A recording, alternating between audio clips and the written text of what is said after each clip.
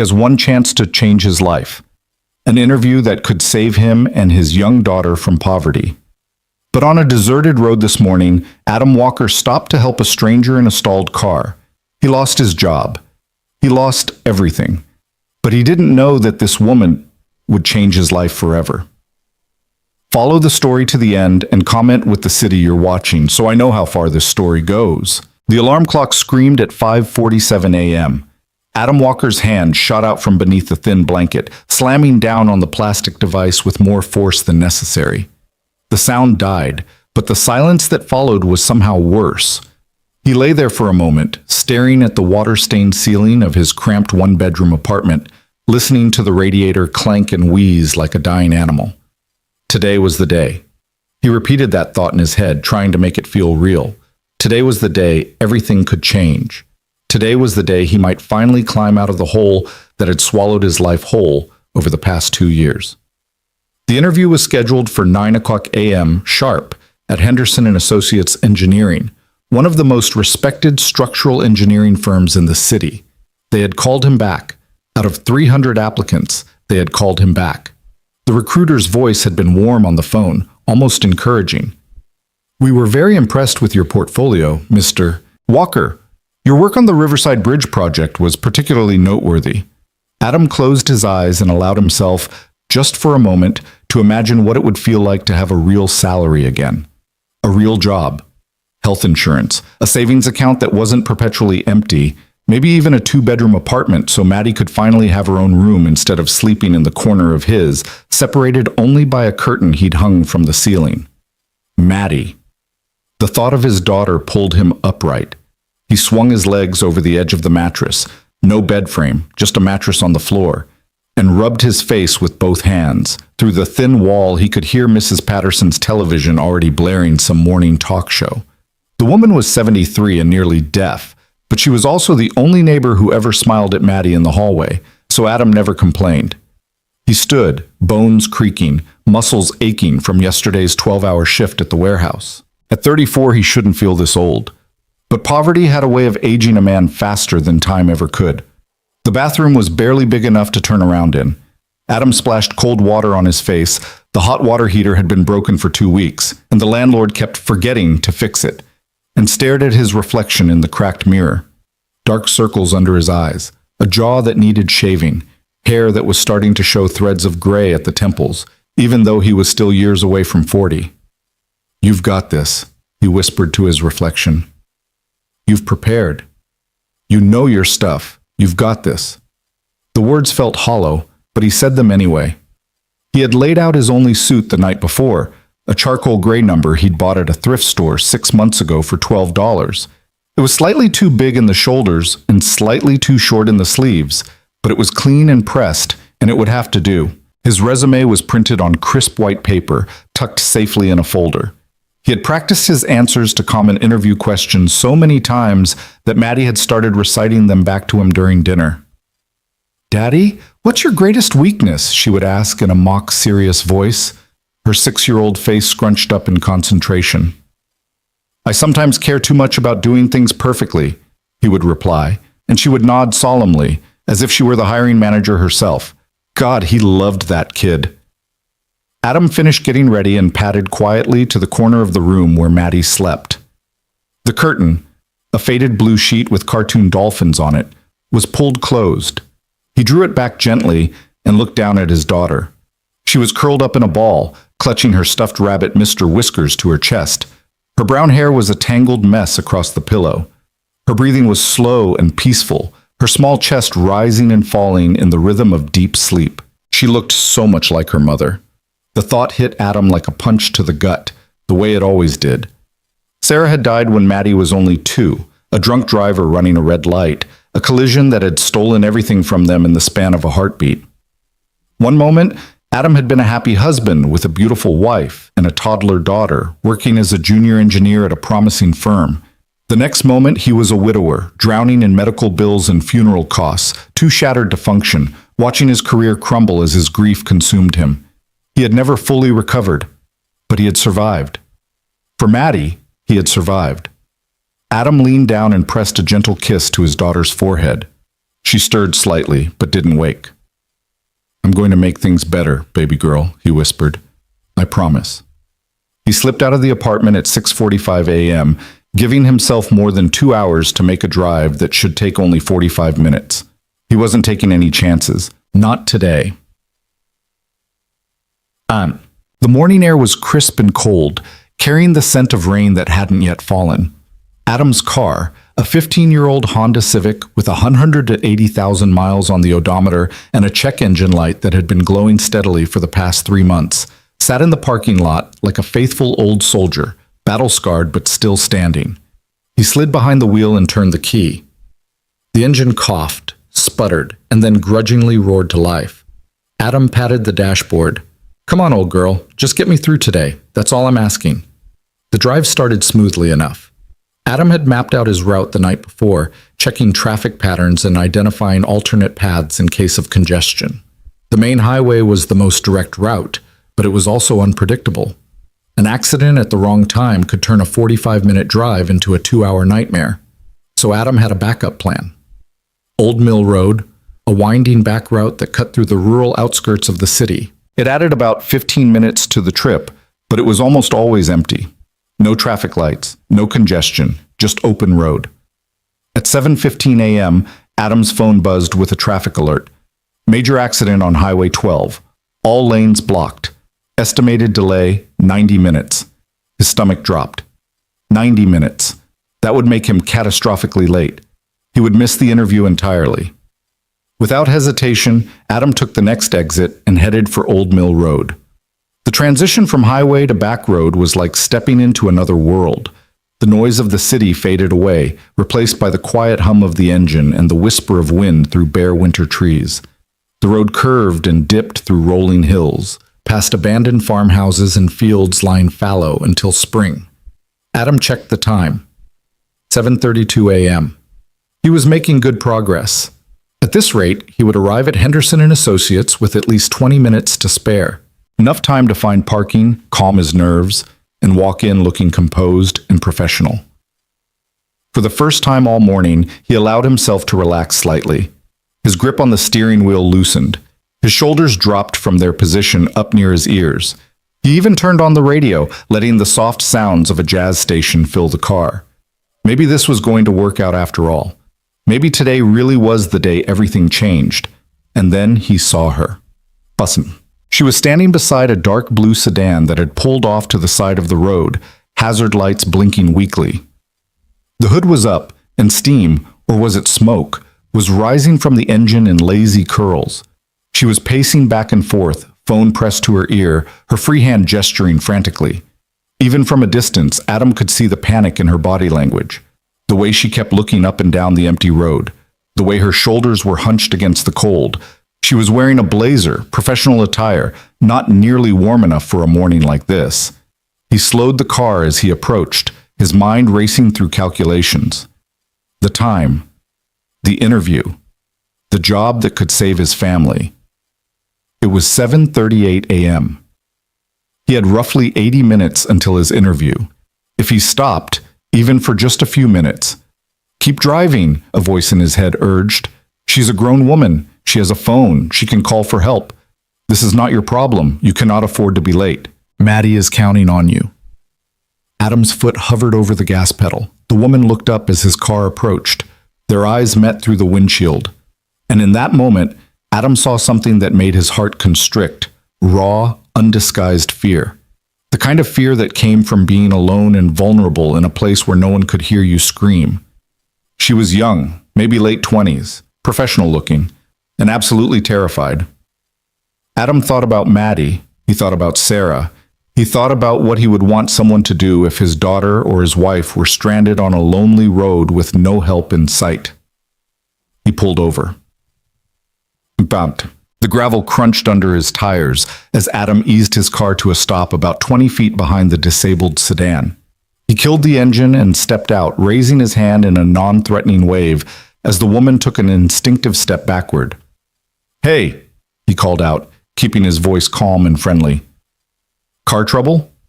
The woman's eyes were wide, scanning him up and down as if assessing whether he was a threat. Her phone was still pressed to her ear, though Adam could see now that the screen was dark. Either the call had ended, or she was pretending to be on a call as a safety measure.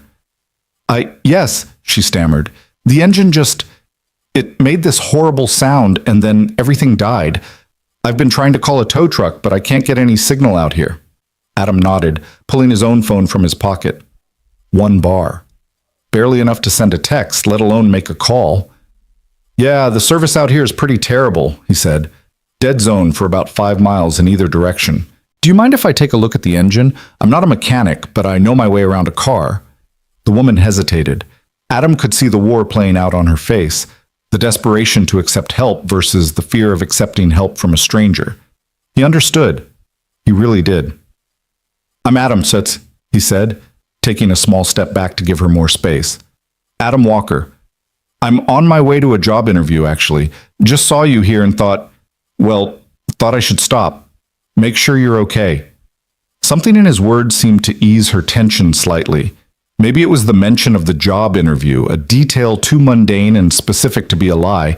Maybe it was just the genuine concern in his voice. Sophie, she said finally. Sophie Brennan. And yes, please, if you could take a look, I would really appreciate it. I have absolutely no idea what happened.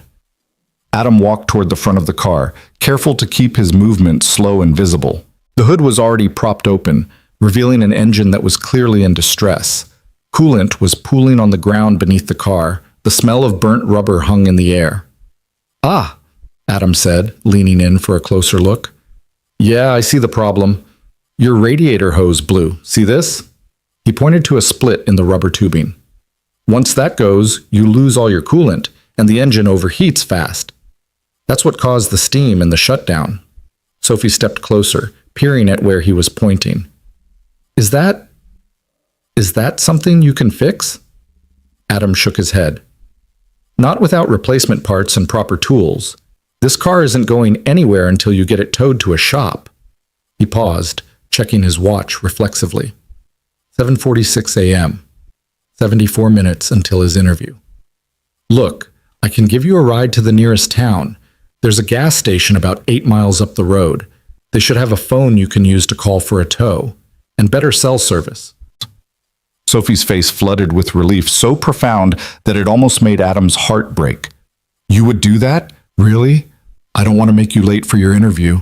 It's fine, Adam heard himself saying, even though it wasn't fine, even though every minute was precious, even though his entire future was hanging by a thread. I've got time. He didn't, but he couldn't bring himself to leave her here alone. They drove in silence for the first few minutes, the weight of the situation settling over both of them. Sophie sat in the passenger seat with her hands clasped tightly in her lap, still visibly shaken. Adam kept his eyes on the road, his mind split between the woman beside him and the clock on the dashboard that seemed to be moving faster than it should. Thank you, Sophie said quietly, breaking the silence. Really? I don't know what I would have done if you hadn't stopped.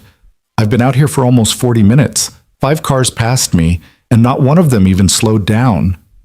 Adam felt a flicker of anger on her behalf. People are scared these days. They see someone in trouble and they think about all the horror stories they've heard. They convince themselves it's not their problem. But you stopped. Yeah, well, Adam shrugged, uncomfortable with being cast as any kind of hero. I have a daughter, 6 years old. I kept thinking about what I would want someone to do if she were the one stranded out here someday. Seemed like the right thing to do.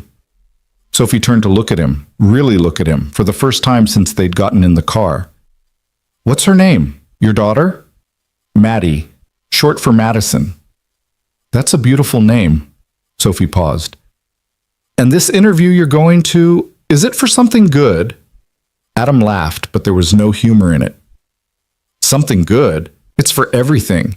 I've been out of work in my field for almost 2 years. I mean, I work, I do whatever I can to pay the bills, but it's not what I'm trained for, not what I'm good at. This interview is at an engineering firm, Henderson and Associates. They called me back for a second round.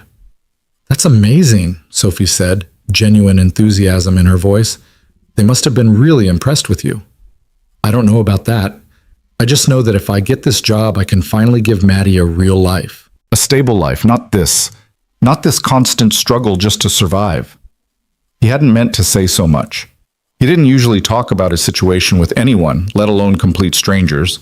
But there was something about Sophie, something about the way she listened, the way she asked questions, that made the words pour out of him before he could stop them. "What happened?" Sophie asked gently. "If you don't mind me asking, how did you end up struggling?" Adam was quiet for a long moment. The road stretched out ahead of them, empty and gray. "My wife died," he said finally. "A little over 4 years ago. Drunk driver ran a red light. She was on her way home from the grocery store. Maddie was 2 years old." "Oh God," Sophie breathed. "Adam, I'm so sorry." After that, I just fell apart. I couldn't function, couldn't sleep, couldn't eat, couldn't focus. I was working at a good firm at the time, had a promising career ahead of me, but I couldn't do the job anymore. I kept making mistakes, missing deadlines. Eventually, they let me go. And by that point, I was so deep in debt from the medical bills and the funeral and just everything that I couldn't climb out. He paused, swallowing hard against the lump that had formed in his throat. "For the past 2 years, I've been doing odd jobs. Construction, warehouse work, whatever I can find. It pays the bills, barely. But it's not a life. Not the life I want for Maddie. She deserves so much more than what I've been able to give her." Sophie was silent for a long moment. When Adam glanced over, he saw that her eyes were glistening with unshed tears. "I had no idea," she said quietly. "When I saw you pull over, I thought, I don't know what I thought, but I never imagined that you were carrying so much on your shoulders." Adam shrugged, trying to lighten the mood. "Everyone's carrying something, right? Some people are just better at hiding it than others." The gas station appeared around the next bend, a small, weathered building with 2 ancient pumps out front and a flickering neon sign that read Earl's Service and Gas. Adam pulled into the lot and killed the engine. "Here we are," he said. "They should have a phone inside, and the cell service should be better here. We're on the edge of the dead zone now." Sophie didn't move right away. She sat there looking at him with an expression he couldn't quite read. "Adam Walker," she said slowly, as if committing his name to memory. "I'm not going to forget this. What you did for me today, most people wouldn't have done it. Most people would have driven right past." "You would have been fine eventually," Adam said, uncomfortable with her gratitude. "Someone would have stopped. Maybe. Or maybe I would have been stuck there for hours. Or worse." She shook her head. "You don't know what this means to me. You really don't." She reached out and touched his arm briefly, just a moment of contact, and then she was opening the door and stepping out into the cold morning air. "Good luck with your interview," she called back. "I have a feeling you're going to do great." Adam smiled, though his stomach was already knotting with anxiety as he looked at the clock. 8:14 a.m. 46 minutes. The gas station was at least 30 minutes from Henderson and Associates, maybe more. He would be cutting it close, dangerously close. "Thanks," he said. "I hope I see you again someday, under better circumstances." Sophie smiled back, a warm, genuine smile that lit up her entire face. "Something tells me you will." And then she was gone, walking toward the gas station, and Adam was pulling out of the parking lot, pressing the accelerator harder than he should, racing against time. The drive became a blur of speed limits pushed and traffic laws bent. Adam's hands were white-knuckled on the steering wheel, his heart pounding against his ribs like a trapped bird. The clock on the dashboard ticked forward with merciless precision. 8:21 a.m., 8:35 a.m., 8:47 a.m. He hit every red light, every slow driver, every minor obstacle that the universe could throw in his path. It was as if fate itself was conspiring against him, punishing him for his act of kindness. At 8:52 a.m., he finally pulled into the parking garage of the building where Henderson and Associates was located. He sprinted for the elevator, stabbed the button for the 14th floor, and stood there watching the numbers climb with agonizing slowness. 8:54 a.m., 8:56 a.m., 8:58 a.m. The elevator doors opened and Adam burst out into the reception area of Henderson and Associates, breathless and sweating, his carefully pressed suit now wrinkled from the drive. The receptionist, a severe-looking woman with steel gray hair, looked up at him with an expression of mild distaste. "May I help you?" "Adam Walker," he gasped. "I have an interview, 9 o'clock, with Mr. Henderson." The woman consulted her computer, then looked back at him with raised eyebrows. "Mr. Walker, yes, you were scheduled for 9 o'clock." She glanced pointedly at the clock on the wall. "It's now 8:59. Mr. Henderson has a very tight schedule today. He asked me to inform you that if you were not here by 9 o'clock sharp, the interview would be canceled." "I'm here," Adam said, perhaps too loudly. "I'm here before 9. "You're here now," the receptionist agreed, her tone frosty. "But Mr. Henderson likes his candidates to arrive at least 15 minutes early. It shows respect for his time, commitment, reliability." Each word was a small dagger. "I'll let him know you've arrived, but I should warn you, he's already expressed concerns." She picked up the phone and murmured something into it while Adam stood there, heart sinking, hope draining away like water through a cracked cup. A moment later, a door opened and a man emerged, tall, silver-haired, impeccably dressed in a suit that probably cost more than Adam's monthly rent. This was Charles Henderson, the founder and senior partner of the firm. Adam had researched him extensively. 57 years old, Harvard-educated, a legend in the engineering world. And right now he was looking at Adam with undisguised disappointment. "Mr. Walker," Henderson said, his voice cool and measured, "I appreciate you making it. Eventually." "Mr. Henderson, I'm so sorry. There was an accident on the highway, and then I took a back road. And there was a woman stranded with a broken-down car, and I couldn't just leave her there." Henderson held up a hand, cutting him off. "Mr. Walker, I'm going to stop you right there. I've heard a lot of excuses over the years, some creative, some absurd. What I've never heard is an excuse that changed my opinion of a candidate who couldn't bother to show up on time." "It's not an excuse, sir. It's what happened. I really did." "Whether it happened or not is irrelevant," Henderson interrupted. "What matters is the result. And the result is that you arrived at the last possible second, disheveled, sweating, making excuses. Is that the kind of engineer I want representing my firm? Is that the kind of employee I can count on when deadlines are tight and clients are demanding?" Adam opened his mouth to respond, but no words came out. He stood there feeling the weight of the moment crushing down on him. Everything he had worked for, everything he had hoped for, slipping away. "I'll give you 5 minutes," Henderson said finally, "out of courtesy for the time we've already invested in your candidacy. 5 minutes to convince me why I should overlook this inauspicious beginning." 5 minutes. It wasn't enough. Adam knew it wasn't enough, but he sat down in the chair Henderson indicated, pulled out his portfolio, and tried anyway. He talked about his experience, his qualifications, his passion for structural engineering. He talked about the Riverside Bridge project, his greatest achievement, the work that had first put him on the map before his world collapsed. He talked about his vision for the future, his eagerness to contribute, his willingness to work harder than anyone else. Henderson listened with the expression of a man who had already made up his mind. At the end of the 5 minutes, the senior partner stood and extended his hand in a gesture that was clearly dismissive rather than congratulatory. "Thank you for coming in, Mr. Walker. We'll be in touch." Adam knew what that meant. Everyone knew what that meant. He walked out of Henderson and Associates at 9:08 a.m., his suit still damp with sweat, his heart heavier than it had ever been. The elevator ride down felt like a descent into darkness. The walk to his car felt like the march of a condemned man. He sat behind the wheel for a long time, staring at nothing, feeling nothing. And then, slowly, he pulled out his phone and dialed the number of the warehouse where he'd been picking up shifts. "Hey, Carl, it's Adam. Yeah, the interview didn't work out. Any chance you've got something for me tomorrow?"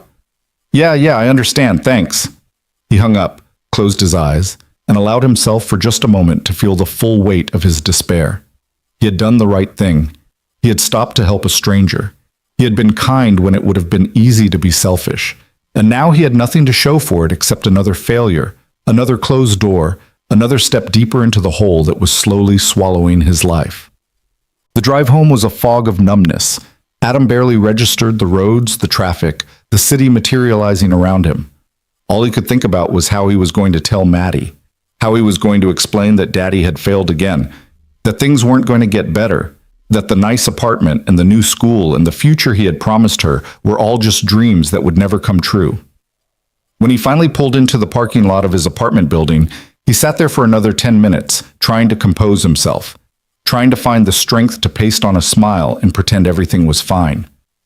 Mrs. Patterson was in the hallway when he walked in, her ancient Yorkie tucked under her arm. She took one look at his face and her expression softened. "Oh, honey," she said, "it didn't go well, did it?" Adam shook his head, not trusting himself to speak. "Come here." She reached up with her free hand and patted his cheek gently. "You're a good man, Adam Walker. Whatever happened, I know you did your best, and sometimes that's all we can do." "I helped someone," Adam heard himself saying. "A woman on the road. Her car broke down. I stopped to help her, and it made me late. And now," Mrs. Patterson nodded slowly, "and now you're wondering if it was worth it." "Yeah, I guess I am." The old woman was quiet for a moment, her rheumy eyes studying his face. "My Harold, God rest his soul, used to say something that stuck with me. He used to say, 'Martha, the measure of a person isn't what they do when it's easy. It's what they do when it costs them something.' You helped that woman when it cost you something, Adam. That means something. Maybe not today, maybe not tomorrow, but it means something." Adam tried to smile, though it felt more like a grimace. "Thanks, Mrs. Patterson. I hope you're right." "I'm 73 years old, young man. I'm always right." Despite everything, Adam felt a small, genuine laugh escape his lips. "I'll keep that in mind." Inside the apartment, Maddie was waiting with Adam's mother, who had been watching her for the morning. Gloria Walker was a formidable woman in her 60s, sharp-tongued and quick-tempered, but with a heart that loved fiercely beneath her gruff exterior. The moment Adam walked through the door, she knew. Mothers always knew. "It didn't work out," she said flatly. "Mom, I told you to leave extra early. I told you not to take any chances. But did you listen? No, you never listen." "Daddy!" Maddie had spotted him and was running across the cramped living room, her arms outstretched. Adam scooped her up and held her tight, burying his face in her hair, breathing in the familiar scent of the strawberry shampoo she insisted on using. "Hey, baby girl, were you good for Grandma?" "I was the best," Maddie declared solemnly. "We made pancakes, but Grandma burned one."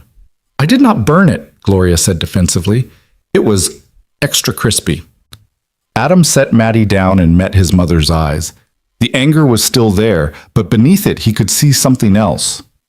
Fear. Worry. The same feelings that churned in his own gut every single day. "What happened?" Gloria demanded. "There was an accident on the highway. I took a back road to avoid it, and then..." He hesitated, knowing how his mother would react.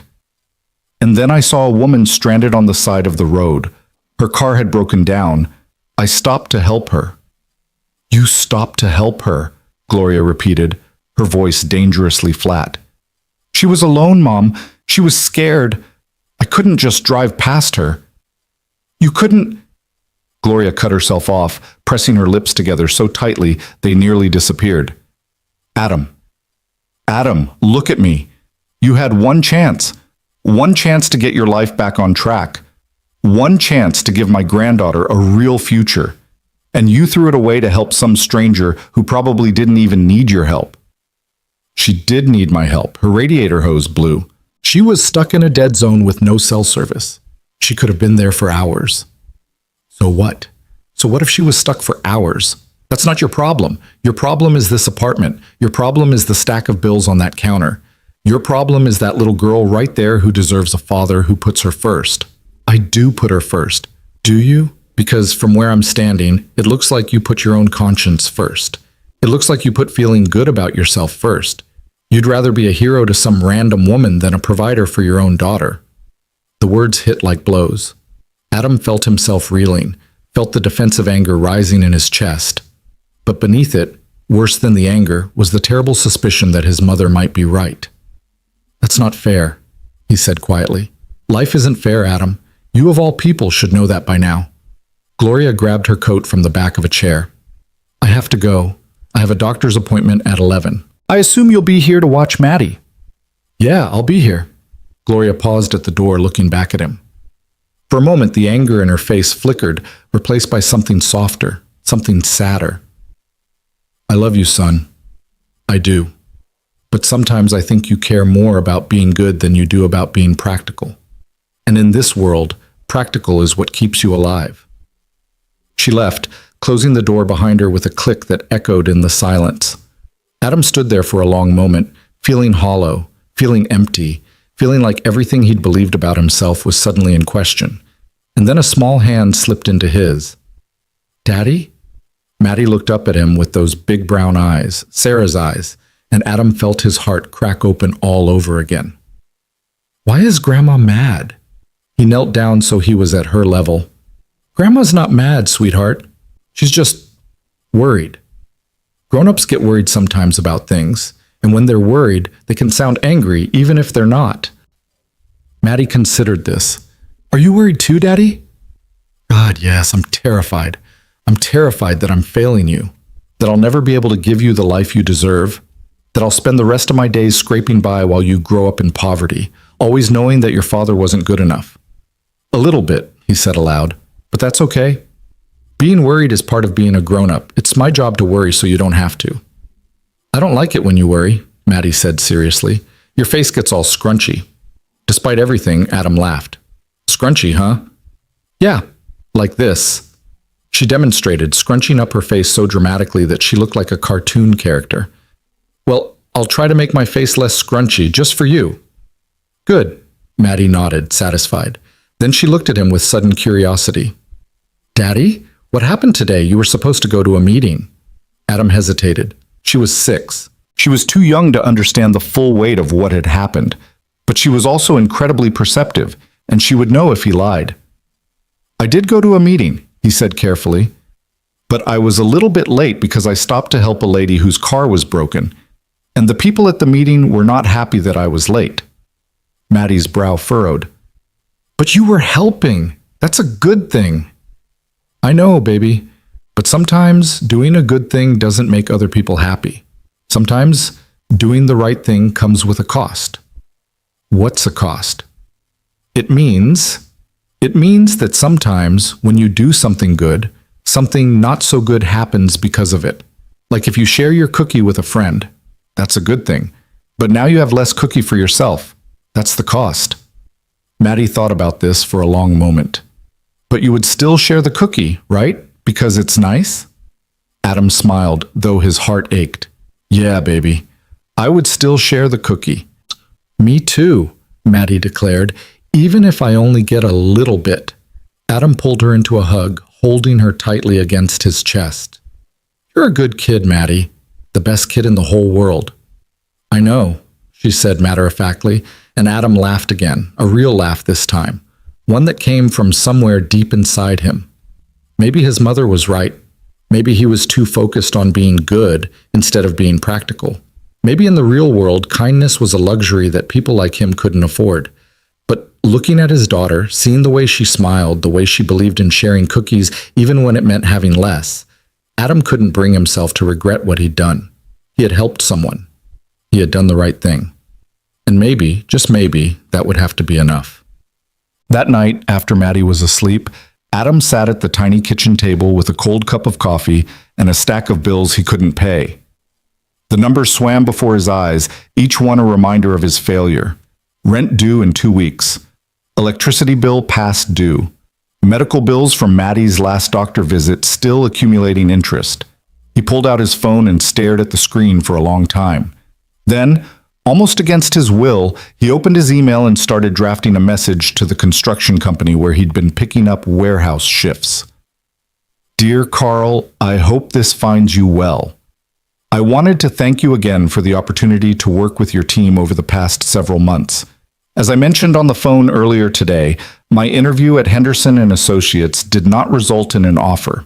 As such, I would like to request any additional shifts that might be available in the coming weeks. I am willing to work any hours, any days, any positions. Anything you have, I'll take. Thank you for your consideration. Sincerely, Adam Walker. He pressed send before he could talk himself out of it. Then he closed the email app and opened his photos, scrolling back through the gallery until he found the picture he was looking for. It was from 4.5 years ago. Sarah was in the hospital bed, exhausted but radiant, newborn Maddie cradled in her arms. Adam was beside her, his arm around her shoulders, his face split with the biggest, most genuine smile he had ever smiled in his life. He had been so happy. They had been so happy. "I'm sorry," he whispered to the photograph. "I'm sorry I'm not doing better. I'm trying, Sarah. I promise I'm trying." The apartment was silent. The city hummed outside, indifferent to his pain. And somewhere across town, in a warm office building with floor-to-ceiling windows, Charles Henderson was probably interviewing Adam's replacement, someone who had shown up on time, someone who hadn't been foolish enough to stop for a stranger on the side of the road. Adam set the phone down and dropped his head into his hands. Tomorrow, he would wake up early. Tomorrow, he would put on his work boots and his worn jeans and his faded t-shirt, and he would go back to hauling boxes or mixing concrete or doing whatever menial labor would keep his family afloat for another week. Tomorrow, he would smile at Maddie and tell her everything was going to be okay. But tonight, in the darkness of his cramped apartment, with the weight of the world pressing down on his shoulders, tonight, Adam Walker allowed himself to break. The tears came slowly at first, then faster, then in great heaving sobs that shook his entire body. He cried for Sarah, gone too soon. He cried for Maddie, who deserved so much more than he could give. He cried for himself, for the man he used to be, the man he still wanted to be, the man who was slowly disappearing beneath the crushing weight of poverty and despair. He cried until there was nothing left, until his eyes were dry and his throat was raw and his chest felt hollow and empty. And then slowly, painfully, he pulled himself together. Because tomorrow was coming whether he was ready or not. And no matter how broken he felt, no matter how hopeless things seemed, he had a daughter who needed him to keep going. Adam Walker wiped his face, took a deep breath, and started making a list of things he needed to do in the morning. The world might have knocked him down today, but he wasn't out yet. Not yet. The weeks that followed the failed interview at Henderson and Associates blurred together like watercolors bleeding into one another on a rain-soaked canvas. Adam fell into a rhythm that was less a routine and more a survival mechanism. Wake before dawn, kiss Maddie goodbye while she still slept, drag his aching body to whatever job site needed an extra pair of hands, work until his muscles screamed and his mind went numb, then stumble home in time to make dinner and pretend that everything was fine. The construction company Carl ran wasn't glamorous work. It wasn't the kind of job that appeared on career websites or required a polished resume. But it paid cash at the end of each day, and for Adam, that was enough. It had to be enough. On his first full day back at the site after the interview disaster, Carl, a barrel-chested man in his 50s with a permanent squint from years spent working under the sun, had pulled him aside during the morning break. "Heard about the Henderson thing," Carl said, not unkindly. "Rough break." Adam shrugged, sipping the burnt coffee that was the only thing keeping him upright. "It is what it is. I was late. They didn't like it. Story of my life." "You were late because you stopped to help someone, right? That's what you told me on the phone." "Yeah, a woman with a broken-down car. Middle of nowhere. I couldn't just leave her there." Carl studied him for a long moment, his weathered face unreadable. "Most guys would have driven right past, especially with something that important on the line." "I'm not most guys, I guess." "No," Carl agreed. "You're not." He clapped Adam on the shoulder, a gesture that was surprisingly gentle for such a large man. "Look, I can't give you an engineering job. That's not what we do here. But I can give you steady work, every day if you want it. Won't make you rich, but it'll keep food on the table." Adam had looked down at his hands, callous now, rough from weeks of manual labor, so different from the soft hands of the engineer he used to be, and nodded. "I'll take it," he said. "Every day. Whatever you've got." And so began the new chapter of Adam Walker's life, a chapter written not in blueprints and structural calculations, but in sweat and sawdust and the dull ache of muscles pushed past their limits. The work was brutally physical, hauling lumber, mixing concrete, carrying bags of cement that weighed nearly as much as Maddie. Day after day, week after week, Adam threw himself into the labor with a kind of desperate intensity, as if he could somehow work hard enough to outrun his own despair. His body adapted, slowly. The first few days, he could barely move when he got home, every muscle fiber screaming in protest, every joint stiff and swollen. But gradually, painfully, he grew stronger. His shoulders broadened. His arms developed a wiry strength that surprised him when he caught his reflection in the bathroom mirror. His mind, however, was slower to heal. Every night after Maddie was asleep, Adam would lie awake staring at the water-stained ceiling, replaying the events of that morning on Old Mill Road. The woman's frightened face, the broken-down sedan, the choice that had cost him everything. Had it been worth it? He asked himself that question 100 times, 1,000 times, and every time he came up with the same answer. He didn't know. He genuinely didn't know. Some nights, when the weight of his failure pressed down on him like a physical force, he wished he could go back and make a different choice. Drive past. Keep going. Arrive at Henderson & Associates 15 minutes early, just like a good candidate should. Get the job. Build a better life. But then he would think about Sophie Brennan, the fear in her eyes, the tremor in her voice, the gratitude that had flooded her face when he agreed to help. And he couldn't bring himself to regret it. Not fully, not completely. He had done the right thing. He had to believe that doing the right thing still meant something, even in a world that seemed determined to punish him for it. Gloria came by every Sunday for dinner, a tradition that predated Sarah's death and had somehow survived it. She would arrive at 5 o'clock sharp with a casserole dish in hand and criticism on her lips, ready to inspect Adam's housekeeping, Maddie's appearance, and the general state of her son's crumbling life. On the third Sunday after the interview, she arrived to find Adam slumped at the kitchen table, so exhausted he could barely keep his eyes open. Maddie was in the corner, playing quietly with Mr. Whiskers and a set of wooden blocks that had been a birthday gift from Mrs. Patterson. "You look terrible," Gloria announced, setting down her casserole with more force than necessary. "Thanks, Mom. Love you too." "Don't get smart with me." She pulled out a chair and sat down across from him, her sharp eyes taking in every detail. The dark circles under his eyes, the new calluses on his hands, the way his clothes hung slightly looser on his frame than they had a month ago. "How much weight have you lost?" "I don't know. I don't weigh myself." "You should. You're wasting away." She reached out and grabbed his wrist, turning it over to examine his palm. "Look at these hands. You used to have an engineer's hands. Now you have a laborer's hands." "I am a laborer now, Mom." "You're an engineer who's working as a laborer. There's a difference." Gloria released his wrist and sat back, her expression a complicated mixture of disappointment and worry. "This isn't sustainable, Adam. You know that, right? You can't keep doing this forever." "I can keep doing it as long as I need to." "And what about Maddie? What about her future? You think she's going to have opportunities growing up in this apartment, going to that school, watching her father destroy himself with manual labor?" Adam felt the familiar anger rising in his chest, the same anger that flared every time his mother pushed him, questioned him, criticized him. But beneath the anger was something worse, the knowledge that she wasn't entirely wrong. "What would you have me do, Mom?" he asked, his voice carefully controlled. "I've sent out dozens of applications, hundreds. Nobody wants to hire an engineer who's been out of the field for 2 years. Nobody wants to take a chance on the guy who couldn't even show up to his interview on time." "Then you need to try harder, network more, reach out to old colleagues. There must be someone who..." "I've done all of that. I've done everything. I've called everyone I used to work with. Most of them don't even return my calls anymore. The ones who do give me the same answer every time. Sorry, Adam, we don't have anything right now. Good luck." Gloria was quiet for a moment. When she spoke again, her voice was softer, more hesitant. "Have you ever thought about moving?" "Moving where?" "I don't know, somewhere with more opportunities, somewhere cheaper. You could get a fresh start. Leave all of this behind." Adam shook his head slowly. "This is where Sarah is buried, Mom. This is where Maddie was born.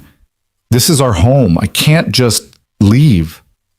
"Sarah is gone, Adam." Gloria's voice cracked slightly on the words. "I loved her too, you know. She was the daughter I never had. But she's gone, and you're still here, and you have a little girl who needs you to be practical, to be realistic. I am being realistic. I'm doing what I have to do to survive.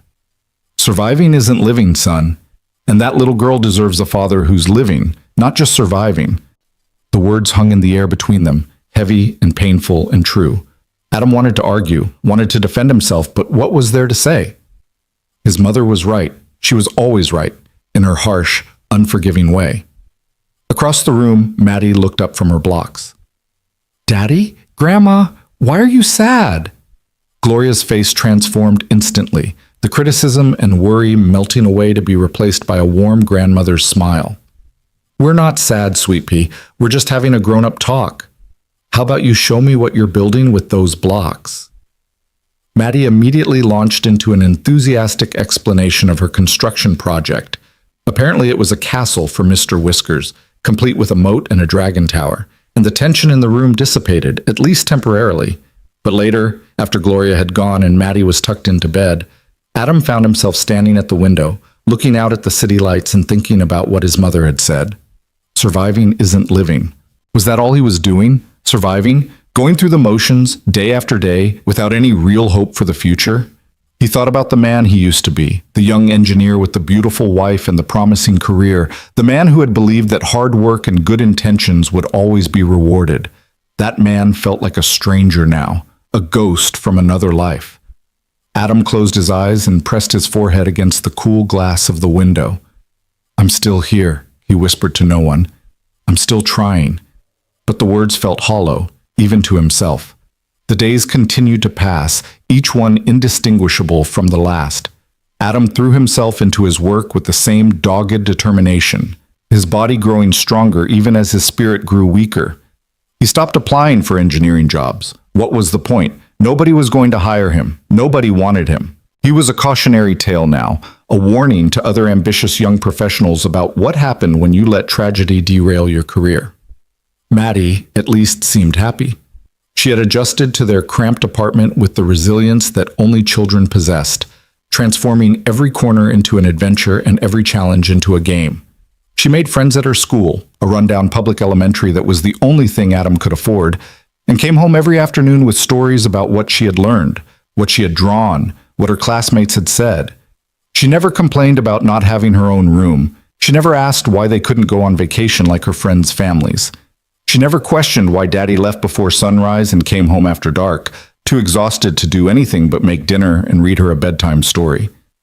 And that somehow made it all worse. Because Maddie deserved to complain. She deserved to ask for more. She deserved a life where she didn't have to be grateful for the bare minimum. One evening, about 6 weeks after the interview disaster, Adam came home to find Maddie sitting at the kitchen table with a piece of paper in front of her, drawing with her worn box of crayons. She looked up when he walked in, her face lighting up the way it always did. "Daddy, look what I made!" Adam set down his lunchbox, empty except for the thermos of cold coffee he hadn't finished, and walked over to examine her artwork. It was a drawing of 3 figures standing in front of a house, 2 tall figures and 1 small figure, all holding hands. "That's beautiful, baby. Who are these people?" "That's you, and that's me, and that's Mommy." Maddie pointed to each figure in turn. "And that's our house, the one we're going to live in someday." Adam's heart clenched painfully. "The one we're going to live in someday?" "Yeah. You said we're going to get a bigger apartment one day, right? But I don't want an apartment. I want a house. With a backyard. And a dog. Can we get a dog, Daddy?" Maybe someday, baby." Maddie nodded, satisfied with this answer. "I'm going to hang this on the wall so we remember, so we know what we're wishing for." She jumped down from her chair and ran to the corner where her bed was, carefully taping the drawing to the wall above her pillow. Adam watched her, a lump forming in his throat that he couldn't swallow past. A house, a backyard, a dog. Such simple dreams, such ordinary everyday wishes that millions of children took for granted, and he couldn't give her any of them. That night, after Maddie was asleep, Adam pulled out his laptop, an ancient, battered machine that took 5 minutes to boot up, and started searching for engineering jobs again. It was probably futile. It was almost certainly a waste of time. But he had to try. For Maddie. For the house, and the backyard, and the dog she dreamed of. He sent out 7 applications before exhaustion finally claimed him. 7 more shots in the dark, 7 more hopes that would almost certainly be dashed. But he sent them anyway, because surviving wasn't living, and his daughter deserved a father who was living, not just surviving. The construction site where Adam worked most frequently was a massive commercial project in the downtown core, a gleaming skyscraper that was rising from the ground floor by floor, week by week. It was the kind of building Adam used to design, back when he was an engineer. Now he was just another pair of hands helping to build it. The irony wasn't lost on him. Most of the other workers were decent guys, rough around the edges, sure, but honest and hardworking. They didn't ask too many questions about Adam's background, which suited him fine. The last thing he wanted was to explain how a structural engineer with a master's degree had ended up hauling drywall for $12 an hour. But there was one worker, a young guy named Derek, maybe 25, with a cocky attitude and a chip on his shoulder, who seemed determined to make Adam's life difficult. "Hey, college boy," Derek called out one morning as Adam was loading sheets of plywood onto a cart. "You miss your desk yet? Miss your fancy computer and your air conditioning?" Adam didn't respond, just kept working. He had learned early on that engaging with Derek only made things worse. "I'm talking to you, college boy. What's the matter? Too good to answer me?" "I'm not too good for anything, Derek. I'm just trying to do my job." "Your job?" Derek laughed, a harsh, mocking sound. "You know what your problem is? You think you're better than the rest of us. You think you're just slumming it here until something better comes along." "I don't think that at all." "Sure you do. I can see it in your eyes. The way you look at this place, like it's beneath you. Like we're all beneath you." Adam finally stopped what he was doing and turned to face Derek directly. The younger man was standing with his arms crossed, flanked by 2 of his buddies who seemed eager to watch the confrontation unfold. "You want to know what I see when I look at this place?" Adam asked quietly. "I see a job, a paycheck, a way to feed my daughter and keep a roof over her head. That's all. I don't think I'm better than anyone here. I don't think I'm worse than anyone here. I just think I'm a guy who needs to work, same as you." Derek's smirk faltered slightly. "You got a kid?" "A daughter, 6 years old." "Where's her mom?" Adam hesitated. "Gone. She died 4 years ago." The silence that followed was uncomfortable. Derek's buddies shifted awkwardly, suddenly fascinated by their own boots. Derek himself looked almost ashamed, though he tried to hide it behind his usual bravado. "Yeah, well," Derek muttered, "whatever. Just stay out of my way." He walked off, his buddies trailing behind him. Adam watched him go, feeling nothing but a weary resignation. There was always someone like Derek, someone who needed to tear others down to feel good about themselves, someone who saw vulnerability as weakness and kindness as stupidity. But Adam didn't have the energy to hate him. He barely had the energy to get through each day. He turned back to his work, loading plywood onto the cart, trying not to think about Derek or the interview or the drawing of the house that was taped above Maddie's pillow. Just keep moving, just keep working, just keep surviving. It wasn't much of a philosophy, but it was all he had. Another week passed, then another. The skyscraper rose higher, floor by floor, and Adam rose with it, climbing scaffolding, hauling materials, doing whatever needed to be done. His body had finally stopped protesting the physical demands of the work. His muscles had hardened, his stamina had increased, and he could now make it through a 12-hour shift without feeling like he was going to collapse. His spirit, however, was another matter. Every rejection email that arrived, and there were many from the applications he'd sent out that night, felt like another nail in the coffin of his dreams. Every conversation with his mother left him feeling more inadequate, more hopeless, more convinced that he was failing the people who depended on him. And every night, as he lay awake staring at the ceiling, he found himself thinking about Sophie Brennan. Who was she really? Where had she been going that morning? Had she made it to her destination safely? Had she thought about him at all in the weeks since he'd helped her? Probably not, he told himself. He was just a stranger who had stopped on the road. A brief encounter that she had probably forgotten within hours. But for some reason, he couldn't forget her. Couldn't shake the memory of her frightened face, her trembling hands, the way she had looked at him when he said he would help, as if he were the only person in the world who had ever shown her kindness. It was silly, sentimental, the kind of thing he didn't have time for, but he thought about her anyway. On a crisp October morning, about 8 weeks after the interview disaster, everything changed. Adam was on the 14th floor of the skyscraper, helping to install HVAC ducting when someone called out from below. "Heads up! VIPs on site!" The words rippled through the crew like a wave. Tools were set down. Hard hats were adjusted. Everyone straightened up and tried to look busy in a way that would impress whoever was coming to inspect their work. Adam glanced toward the elevator bank, curious despite himself. VIP visits usually meant the building's developers or investors, wealthy people in expensive suits who walked through the construction site like tourists at a zoo, marveling at the workers as if they were exotic animals. The elevator doors opened. A group emerged, 4 or 5 people in business attire, led by a man Adam recognized as Richard Hayes, the developer who was funding the entire project. Hayes was a blustering, red-faced man in his 60s, known for his demanding standards and his habit of firing contractors on the spot if he didn't like what he saw. But Adam barely noticed Hayes, because behind him, walking with the quiet confidence of someone who knew exactly where they belonged, was a woman Adam would have recognized anywhere.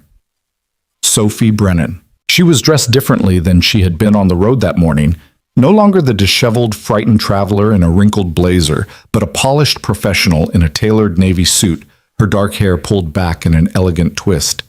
She moved with the easy authority of someone accustomed to being in charge, her head held high, her expression composed and intelligent. Adam stared, unable to look away. What was she doing here? Who was she? And then Richard Hayes turned to her and said, loud enough for everyone on the floor to hear, "Ms. Brennan, as you can see, we're making excellent progress. Your investment in this project has been invaluable." Her investment. This was her project. She wasn't just some stranded commuter. She was one of the people funding the building Adam was constructing. Adam felt the world tilt slightly beneath his feet. Sophie was nodding, saying something to Hayes in a voice too quiet for Adam to hear from his position across the floor. She looked professional, confident, completely in control. And then, as if sensing his gaze, she turned. Their eyes met. For a moment, Sophie's composure flickered. Her brow furrowed slightly, and Adam could see her mind working, trying to place where she had seen him before. Then recognition dawned. Her eyes widened, her lips parted in surprise. And before Adam could look away, before he could pretend he hadn't noticed her, Sophie Brennan was walking directly toward him, leaving the cluster of executives and developers behind. Hayes called after her, confused. "Ms. Brennan, is everything—" "Just a moment, Richard." Her voice was calm but firm, brooking no argument. The entire floor had gone silent. Every worker, every foreman, every supervisor was watching as the elegant woman in the expensive suit crossed the dusty concrete toward the sweaty laborer in the worn hard hat. Adam's heart was pounding so hard he could hear it in his ears. He wanted to disappear. He wanted the floor to open up and swallow him whole. This was the last thing he had expected, the last thing he wanted. To be exposed in front of everyone as the man who had once been an engineer and was now this. Sophie stopped in front of him. Up close, she looked even more striking than he remembered. Her features refined, her bearing elegant, her presence commanding. But her eyes were the same, warm and grateful and achingly human. "It's you," she said quietly. "Adam Walker, the man who stopped." Adam swallowed hard. "Ms. Brennan, yeah, it's me. I can't believe it." She shook her head slowly, a smile spreading across her face. "I've been trying to find you. I went back to that gas station 3 times, hoping someone would know who you were. I even tried searching online, but there are about 1,000 Adam Walkers in this city." "You were trying to find me?" "Of course I was." She reached out and touched his arm, a gesture so natural, so unguarded, that Adam felt tears prick at the corners of his eyes. "You saved me that day. You gave up something important to help me. Did you think I would just forget about that?" Adam didn't know what to say. He was acutely aware of the stares they were attracting, the whispers spreading through the crew, the confused expressions of the executives who had been accompanying Sophie. "I didn't expect anything," he finally managed. "I just saw someone who needed help, that's all." Sophie's smile softened. "That's exactly why I've been looking for you, because you didn't expect anything. Because you helped me without thinking about what you might get in return. She paused, her expression growing more serious. What happened with your interview, the one at the engineering firm? Adam looked down at his boots. It didn't work out. Because you were late? Because I was late. Sophie was quiet for a long moment. When Adam finally gathered the courage to look up, he saw something in her eyes that he couldn't quite identify. Determination, maybe, or perhaps something closer to resolve. Adam Walker, she said slowly, I think we need to talk. Can you take a break? Get some coffee? Adam glanced around at the crew, at the executives still watching from across the floor, at Derek, whose mouth was hanging open in undisguised shock. I don't know if my foreman would... Carl! Sophie called out, her voice carrying across the entire floor. Carl Hendricks, can you come here, please? Adam's foreman, a grizzled veteran of countless construction sites, hurried over, looking nervous. Yes, Miss Brennan? Is there a problem with the work? No problem at all. Everything looks excellent. Sophie gestured toward Adam. I need to borrow Mr. Walker for about an hour. Personal matter, is that acceptable? Carl blinked. Of course, Ms. Brennan. Whatever you need. Perfect. Sophie turned back to Adam. There's a coffee shop 2 blocks from here, the Blue Finch. Can you meet me there in 10 minutes? Adam nodded, still too stunned to form coherent words. Sophie smiled again. That warm, genuine smile that lit up her entire face. And then she was walking back toward the executives, apologizing for the interruption, resuming her role as the polished businesswoman who belonged in boardrooms and corner offices. And Adam was left standing in the middle of the construction site, covered in dust and sweat, wondering if he had somehow stumbled into someone else's life. Derek sidled up beside him as Adam was gathering his things to leave. Yo, college boy. The usual mockery was gone from his voice, replaced by something closer to awe. Who the hell was that? And how do you know her? I helped her with her car once, Adam said. A couple months ago. Her radiator hose blew. Derek stared at him. You helped her with her car, and now she's pulling you off the job site for coffee, like your old friends. I don't know what she wants, Derek. Whatever it is, it's gotta be better than hauling drywall. Derek shook his head slowly. Man, you really are something else, college boy. Adam didn't respond. He was too busy trying to figure out what had just happened and what it might mean. The Blue Finch was a small, upscale coffee shop that clearly catered to the business crowd.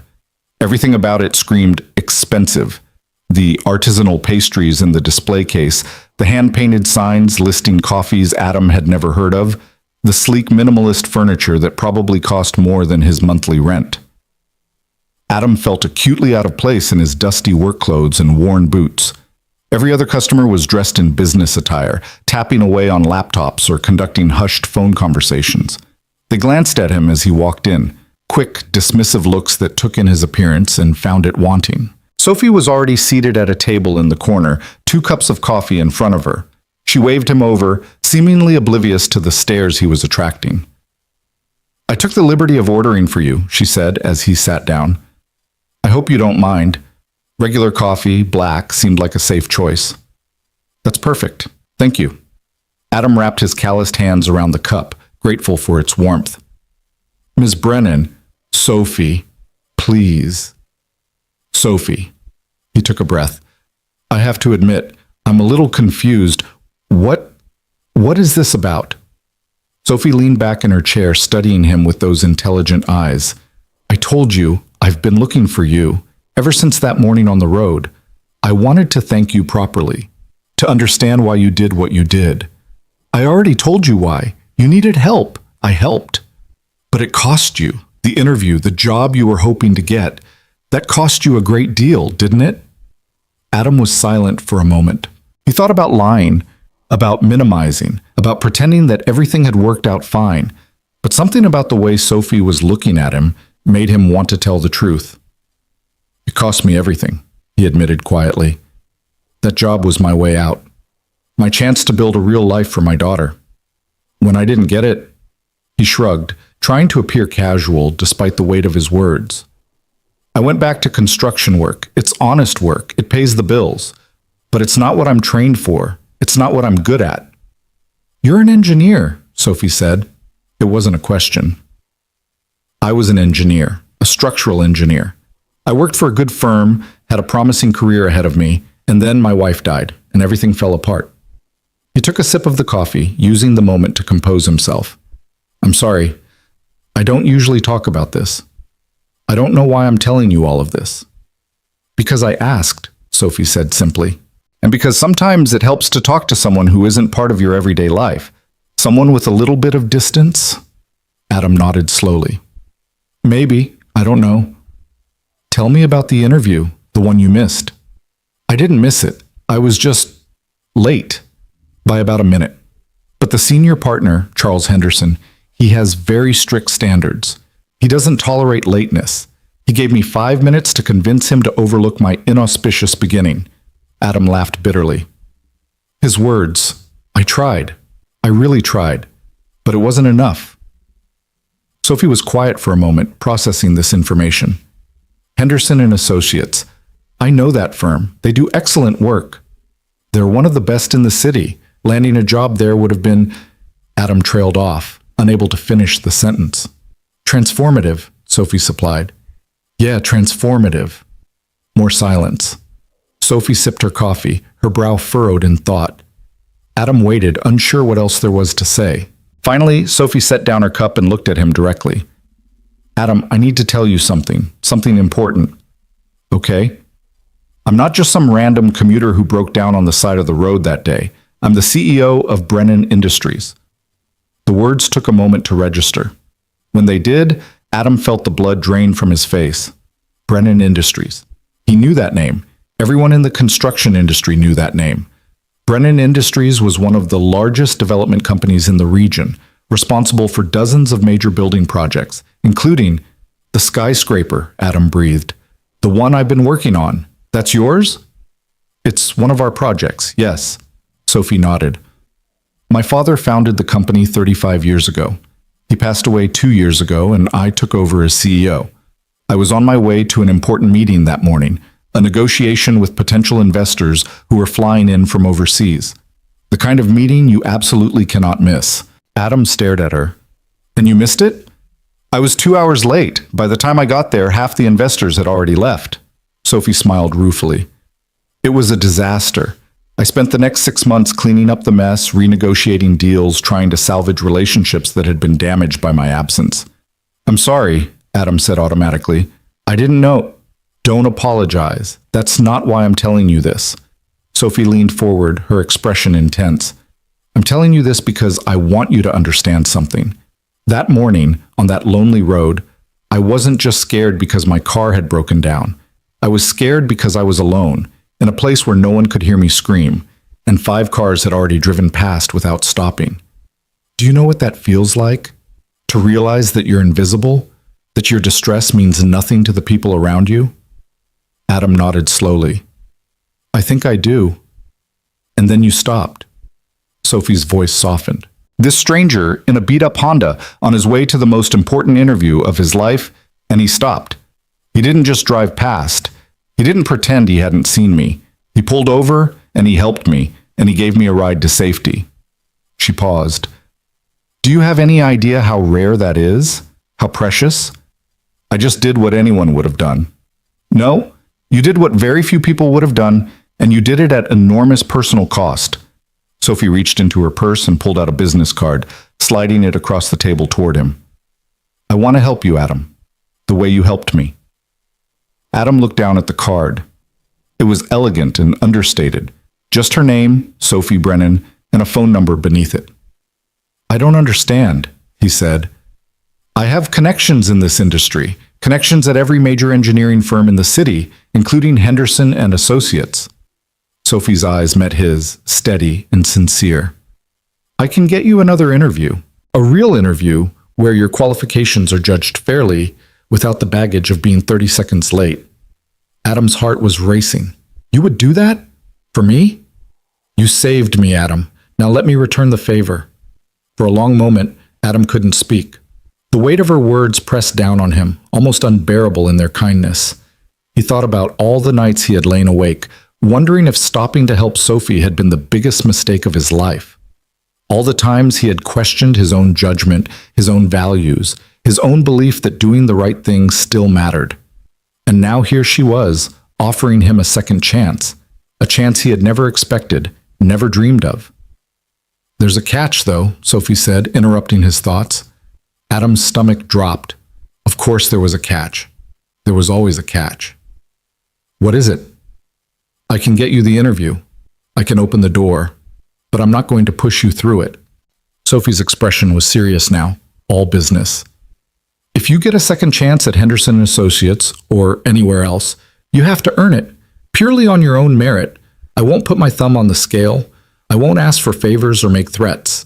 All I can do is make sure you get a fair shot." Adam let out a breath he hadn't realized he was holding. "That's not a catch. That's exactly what I want." "Good," Sophie smiled. "Then we have a deal." She extended her hand across the table. Adam took it, feeling the firmness of her grip, the warmth of her palm against his calloused fingers. "Thank you," he said, his voice rough with emotion. "You have no idea what this means to me."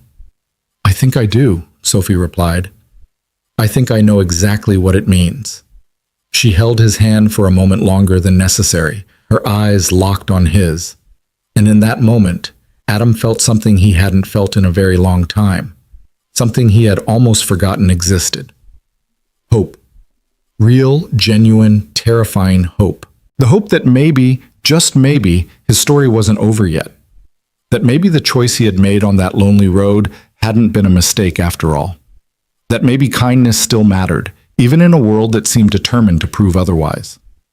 When Adam returned to the construction site, Carl was waiting for him with a peculiar expression on his face, something between curiosity and concern. "Everything okay, Walker?" Yeah, everything's fine." Adam picked up his hard hat and prepared to get back to work. "Just an old acquaintance. Wanted to catch up." Carl studied him for a moment. "She seemed like more than an old acquaintance, the way she looked at you." "It's a long story." "I bet it is." Carl clapped him on the shoulder. "Whatever it is, I hope it works out for you. You're a good worker, Adam, better than most. But I've always thought you were meant for something bigger than hauling drywall." Adam didn't know what to say to that, so he just nodded and got back to work. But for the rest of the day, his mind was elsewhere, replaying the conversation with Sophie, turning over her offer like a precious stone, trying to convince himself that it was real. That night, after Maddie was asleep, Adam sat at the kitchen table with Sophie's business card in front of him. He stared at it for a long time, the white cardstock bright against the scratched wood surface. Then he picked up his phone and started preparing. If he was going to get another shot at Henderson & Associates, he was going to be ready. He was going to be more than ready. He was going to be the candidate they couldn't refuse. The news spread through the construction site like wildfire. By the time Adam returned to work the next morning, everyone knew. Every foreman, every laborer, every supervisor had heard some version of the story. The mysterious woman in the expensive suit who had walked onto the 14th floor and plucked Adam Walker from obscurity like he was somebody important. The rumors were wild, ranging from the plausible to the absurd. Some said she was a long-lost relative. Others speculated that Adam had saved her life in some dramatic fashion. A few whispered that she must be his secret girlfriend, a wealthy benefactress who was about to whisk him away to a better life. Derek, predictably, was the most vocal about the whole thing. "Yo, college boy!" he called out as Adam climbed off the elevator, hard hat already in place. "Word on the street is you've got yourself a sugar mama. That true? She gonna buy you a penthouse or what?" Adam ignored him, heading toward the section of the floor where he had been assigned for the day. But Derek was persistent, falling into step beside him with a grin that was half mocking, half genuinely curious. "Come on, man. You got to give us something. Who is she? How do you know her?" "I told you already," Adam said evenly. "I helped her with her car once. That's it." "That's it? She pulled you off the job site for an hour. The CEO of Brennan Industries doesn't just pull random construction workers off job sites for an hour because they helped her with her car." Adam stopped walking and turned to face Derek directly. "Listen, I don't know what you want me to say. I don't know what she wants.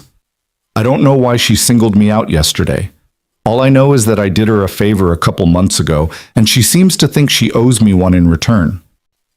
Derek studied him for a long moment, his usual bravado fading into something more thoughtful. You really don't know, do you? You really have no idea what's about to happen to your life. What do you mean? I mean, Sophie Brennan isn't just some random rich lady college boy. She's one of the most powerful people in this city. Her company is worth hundreds of millions of dollars. If she decides she wants to help you, Derek shook his head slowly. Let's just say your drywall hauling days are probably numbered. Adam didn't respond. He didn't know how to respond. The whole situation still felt surreal, like something out of a dream, or maybe a fairy tale. The kind of story where the noble peasant helps the disguised princess and gets rewarded with half the kingdom. But this wasn't a fairy tale. This was real life. And in real life, things rarely worked out the way they did in stories. He got back to work, trying to push thoughts of Sophie Brennan and second chances out of his mind. There was drywall to haul, ducks to install, a paycheck to earn. Whatever Sophie was planning, whatever opportunities she might be arranging, he couldn't afford to stop working until it actually materialized. Hope was nice, but hope didn't pay the rent. The call came 3 days later. Adam was sitting at the kitchen table, eating a dinner of leftover spaghetti while Maddie worked on her homework across from him, when his phone buzzed. He glanced at the screen, expecting it to be Carl with information about tomorrow's shift. Instead, he saw an unfamiliar number with a local area code. Hello? Mr. Walker. Adam Walker. Yes, this is Adam. My name is Patricia Hendricks. I'm the executive assistant to Charles Henderson at Henderson and Associates. I'm calling to inform you that we would like to invite you back for a second interview. Adam nearly dropped the phone. I'm sorry, could you repeat that? Certainly. Henderson and Associates would like to invite you back for a second interview. Mr. Henderson has reviewed your portfolio again and believes you deserve another opportunity to demonstrate your qualifications. There was a pause. Are you available next Tuesday at 10 a.m.? Adam's mind was racing. He had been rejected. Definitively, unambiguously rejected. Charles Henderson had made it abundantly clear that Adam's late arrival had disqualified him from consideration, and now, suddenly, out of nowhere. Sophie. This had to be Sophie's doing. Mr. Walker, are you still there? Yes. Yes, I'm here. Tuesday at 10 a.m. I'll be there. Excellent. Please arrive at least 15 minutes early. Mr. Henderson values punctuality highly. I understand. I'll be there at 9:30. Perfect. We look forward to seeing you, Mr. Walker. The call ended. Adam sat there, staring at his phone, feeling as if the world had suddenly tilted on its axis. Daddy? Maddie was looking at him with concern. What's wrong? You look weird. Nothing's wrong, baby. Adam set down the phone, a smile spreading across his face. A real smile, the kind he hadn't felt in months. Something good just happened. Something really, really good. What? I got another chance at something I thought was lost forever. Maddie considered this information with the seriousness that only a 6-year-old could muster. Is it like when I dropped my ice cream cone and then Grandma bought me another one? Adam laughed, a genuine, full-bodied laugh that surprised even him. Yeah, baby, it's exactly like that.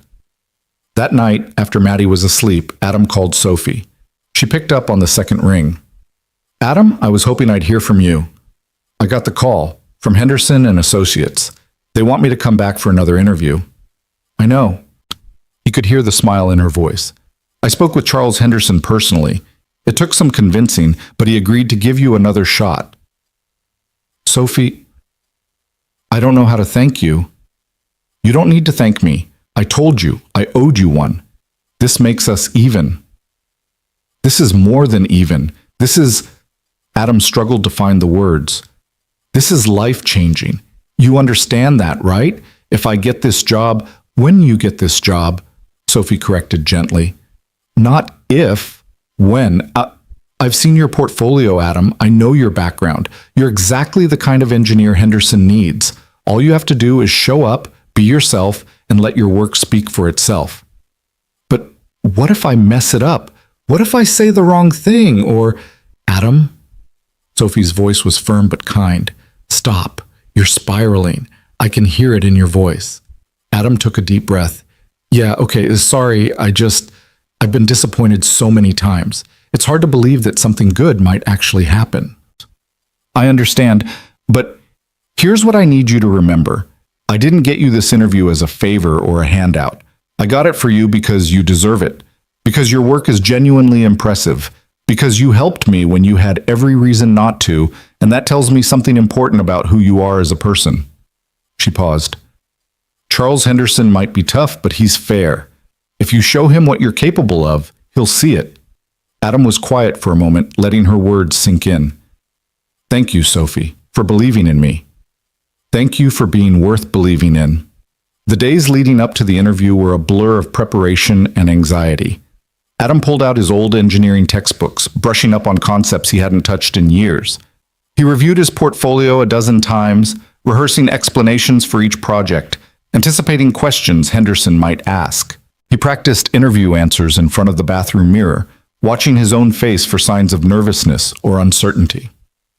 Gloria came by on Sunday, as usual, and for once, she didn't criticize him. You look different, she said, studying him with narrowed eyes. What's going on? I got another interview at Henderson and Associates.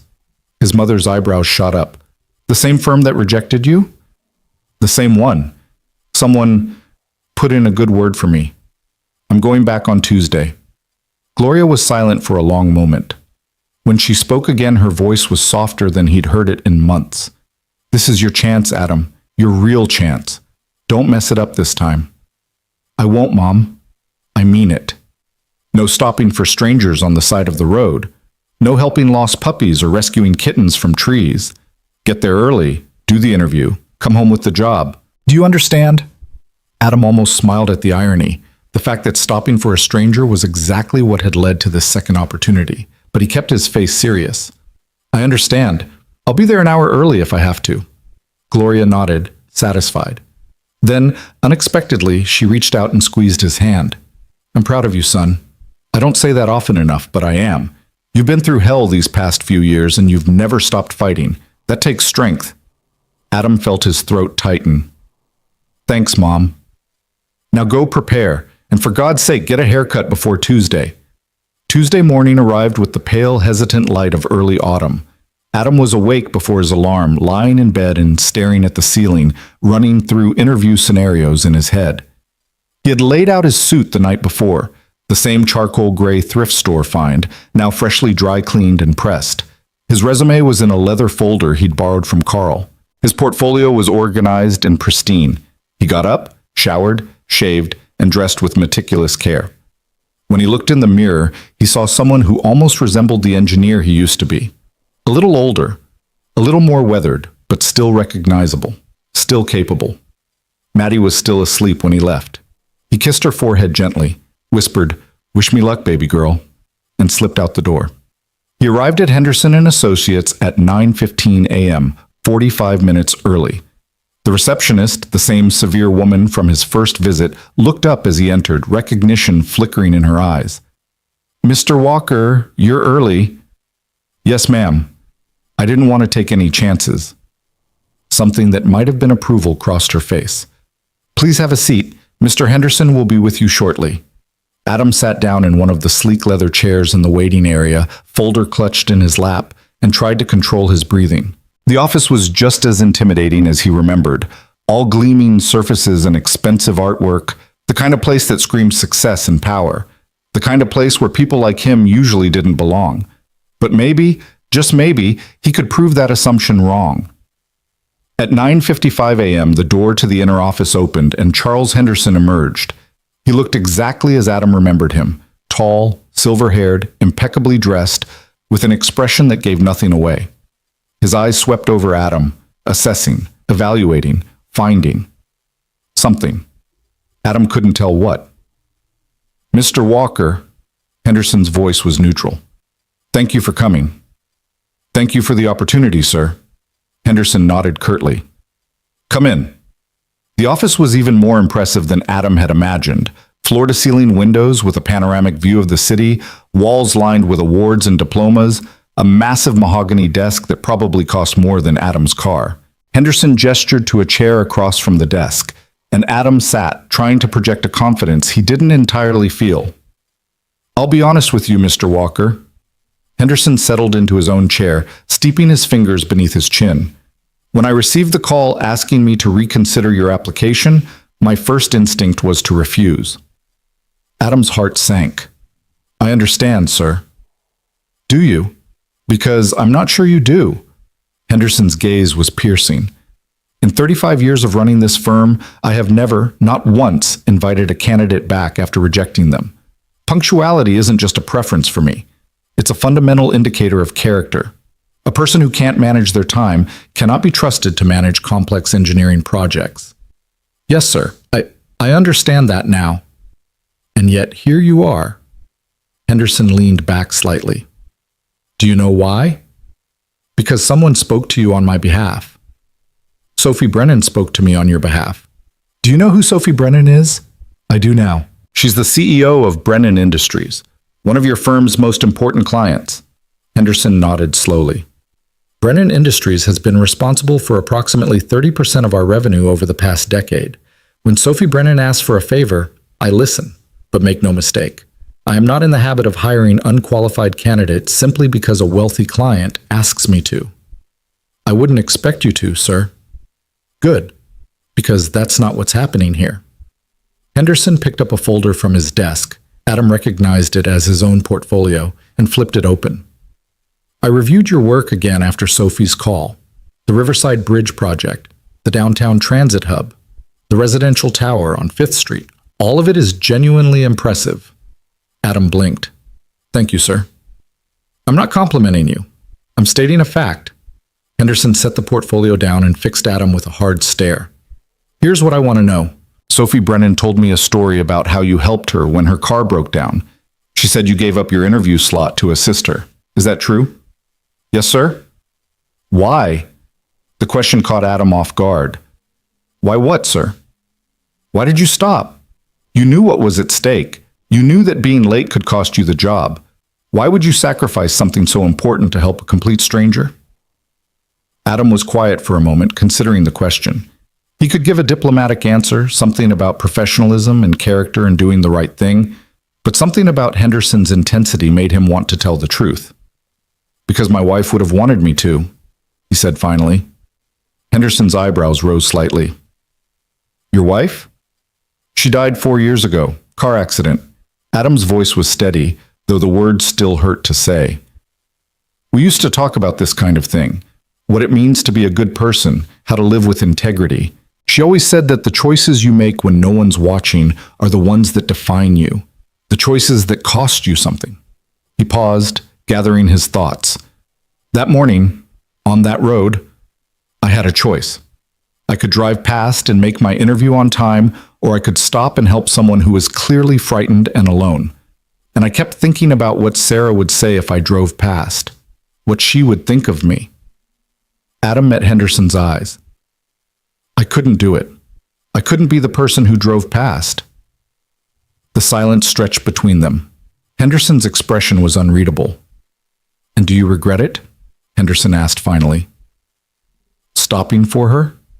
Adam considered the question carefully. "I regretted losing this opportunity. I regretted not being able to provide better for my daughter. But helping Sophie Brennan?" He shook his head. "No, I never regretted that. Not for a moment." Henderson stared at him for what felt like an eternity. Then slowly something shifted in his expression, a softening around the eyes, a slight relaxation of his rigid posture. "My wife passed away 8 years ago," Henderson said quietly. "Cancer. Took her in 6 months." Adam felt his breath catch. "I'm sorry, sir." "She used to say something similar, actually, about the choices that define us." Henderson was quiet for a moment, lost in memory. "I've spent 35 years building this firm, hiring the best engineers, taking on the most challenging projects, establishing a reputation for excellence. And somewhere along the way, I forgot that excellence isn't just about technical skill. It's about character, about the kind of people we are when no one's watching." He picked up Adam's portfolio again, flipping through the pages with renewed interest. Tell me about the Riverside Bridge, he said. I want to hear about the challenges you faced and how you solved them. Adam felt something loosen in his chest, the tight knot of anxiety that had been there since he walked through the door. This wasn't a formality. This wasn't a box being checked. Henderson was genuinely interested, genuinely reconsidering. He leaned forward and began to talk. The interview lasted 2 hours. 2 hours of questions and answers, of technical discussions and philosophical debates, of Henderson probing every aspect of Adam's experience and knowledge. It was intense, demanding, exhausting, and exactly what Adam had been craving since his career fell apart. Henderson asked about load calculations and material stresses, about building codes and safety protocols. He asked about the Riverside Bridge and the transit hub and half a dozen other projects Adam had worked on before his life imploded. He asked about failures, times when things had gone wrong, and listened carefully to how Adam had responded, what he had learned. And through it all, beneath the technical questions, there was a deeper current. Henderson was testing more than Adam's engineering knowledge. He was testing his character, his resilience, his ability to stay calm under pressure and think clearly when everything was on the line. When it was finally over, Henderson stood and extended his hand. Thank you for your time, Mr. Walker. That was illuminating. Adam shook his hand, trying to read the older man's expression. Thank you for the opportunity, sir. I appreciate you giving me a second chance. I don't believe in second chances, Henderson said. I believe in evidence, in demonstrated capability, in the willingness to learn from mistakes. He paused. You've given me a great deal to think about. When can I expect to hear something? Soon, within the week. Henderson walked him to the door. One more question, Mr. Walker. If I were to offer you a position here, what would you do differently this time? How would you ensure that the problems of the past don't repeat themselves? Adam didn't hesitate. I would be honest about my limitations, sir, about my struggles. I've learned that trying to handle everything alone doesn't work. I need support, professional support, personal support. I need to be willing to ask for help when I need it. He paused. And I need to never stop being the kind of person who helps others, because that's who I am. That's who I want to be. Henderson studied him for a long moment. Then, unexpectedly, he smiled, a small, barely there expression that transformed his severe features. Get out of here, Mr. Walker. I have other meetings to attend. Yes, sir. Thank you, sir. Adam walked out of Henderson and Associates feeling lighter than he had in years. He didn't know what the outcome would be. He didn't know if he had impressed Henderson enough to overcome the lingering doubts about his punctuality and reliability. But he knew one thing with absolute certainty. He had given it everything he had. He had been honest, authentic, himself. Whatever happened next was out of his hands. The walk back to his car took him past the Blue Finch, the coffee shop where he'd met with Sophie. On impulse, he stepped inside and ordered a cup of coffee, expensive, artisanal, nothing like the burnt gas station brew he usually survived on. He sat at a table by the window and watched the city move past, feeling the warmth of the cup in his hands. His phone buzzed. A text from Sophie. How did it go? Adam smiled and typed back. Good, I think, really good. He asked about you. 3 dots appeared, then, all good things, I hope. The best things. Thank you again, Sophie, for everything. Her response came quickly. Don't thank me yet. Thank me when you get the offer. When, not if. Sophie's confidence was infectious. Adam finished his coffee and headed home, ready to tell Maddie that Daddy might be getting some very good news soon. The days that followed were an exercise in patience. Adam went back to work at the construction site, hauling materials and installing ducts, trying not to check his phone every 5 minutes. The other workers noticed his distracted state, but most of them left him alone. Word had spread about the mysterious interview, and there was a general sense that something big was happening in Adam Walker's life. Derek, of course, couldn't resist commenting. Still waiting to hear, college boy. Still waiting? Must be nice, and having rich friends who can open doors for you. Adam set down the bundle of wiring he was carrying and turned to face Derek. Let me ask you something. If someone offered to help you, really help you, in a way that could change your life, would you turn it down? Would you say, no thanks, I'd rather struggle on my own just because you didn't want to feel like you owed anyone? Derek was quiet for a moment. I don't know. Maybe. Really? Because I've got a daughter at home who's dreaming about a house with a backyard and a dog. And I've got a mother who's worried sick about whether I'm going to make it. And I've got about 6 years of my life that I'll never get back, lost to grief and poverty and just surviving. Adam's voice was steady, but there was an edge to it now. So no, I'm not going to apologize for accepting help when it's offered. I'm not going to pretend that I'm too proud or too independent to take a hand when someone extends one, because pride doesn't pay the bills. Pride doesn't give my daughter a better life. Derek stared at him for a long moment. Then slowly, he nodded. Fair enough, college boy, fair enough. He walked away and Adam got back to work, his heart pounding from the unexpected confrontation. He didn't usually speak so openly about his situation, didn't usually let people see beneath the surface. But something had shifted in him over the past few weeks, a willingness to be vulnerable, to be honest about his struggles instead of hiding them behind a mask of competence and control. Maybe that was what Henderson had responded to. Not just his technical skills, but his authenticity, his willingness to show up as his full, imperfect human self. Maybe that was what Sophie had seen in him all along. 5 days after the interview, the call finally came. Adam was on the construction site, eating lunch in the makeshift break area, when his phone buzzed. He glanced at the screen and saw the familiar number for Henderson and Associates. His heart stopped. He stood up so abruptly that he knocked over his water bottle. The other workers looked up, sensing the tension in his body, watching as he stepped away from the group and answered the call. Hello. Mr. Walker, this is Patricia Hendricks from Henderson and Associates. Yes? Hello? I'm calling on behalf of Mr. Henderson. He wanted me to inform you that after careful consideration, the firm has decided to extend you an offer of employment. The world seemed to tilt. Adam grabbed the edge of a sawbuck to steady himself. I'm sorry, could you repeat that? We're offering you the position of senior structural engineer, Mr. Walker. The salary is $85,000 annually, with full benefits, including health insurance, dental, vision, and a 401k with company matching. You would start in 2 weeks, pending completion of the standard background check and paperwork. Adam couldn't speak, couldn't breathe. The numbers Patricia was reciting, 85,000, full benefits, senior position, were so far beyond what he had dared to hope for that they didn't seem real. Mr. Walker, are you still there? Yes, I'm here. I'm just... He laughed, a slightly hysterical sound that he couldn't suppress. I'm sorry, this is a lot to take in. I understand. There was warmth in Patricia's voice now, a far cry from the frost he remembered from his previous visits. Mr. Henderson asked me to tell you something else, off the record. What's that?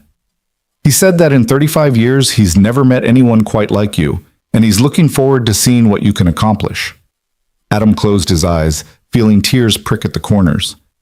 Tell him thank you. Tell him I won't let him down. I will. Welcome to Henderson and Associates, Mr. Walker. We'll send over the formal offer letter this afternoon. The call ended. Adam stood there, phone clutched in his hand, trying to process what had just happened. He had done it. Against all odds, despite everything that had gone wrong, he had done it. He was an engineer again. The reactions came flooding in over the next few hours. Carl was the first to hear, grabbing Adam's hand and shaking it vigorously. I knew it, Walker. I knew you were meant for bigger things. Don't forget us little people when you're designing skyscrapers. The other workers offered their congratulations, some sincere, some grudging, all of them acknowledging that something remarkable had happened. Even Derek approached him, awkwardly extending his hand. Hey, college boy, Adam. Derek's expression was complicated, embarrassment mixed with something that might have been respect. Congrats on the job, seriously. Thanks, Derek.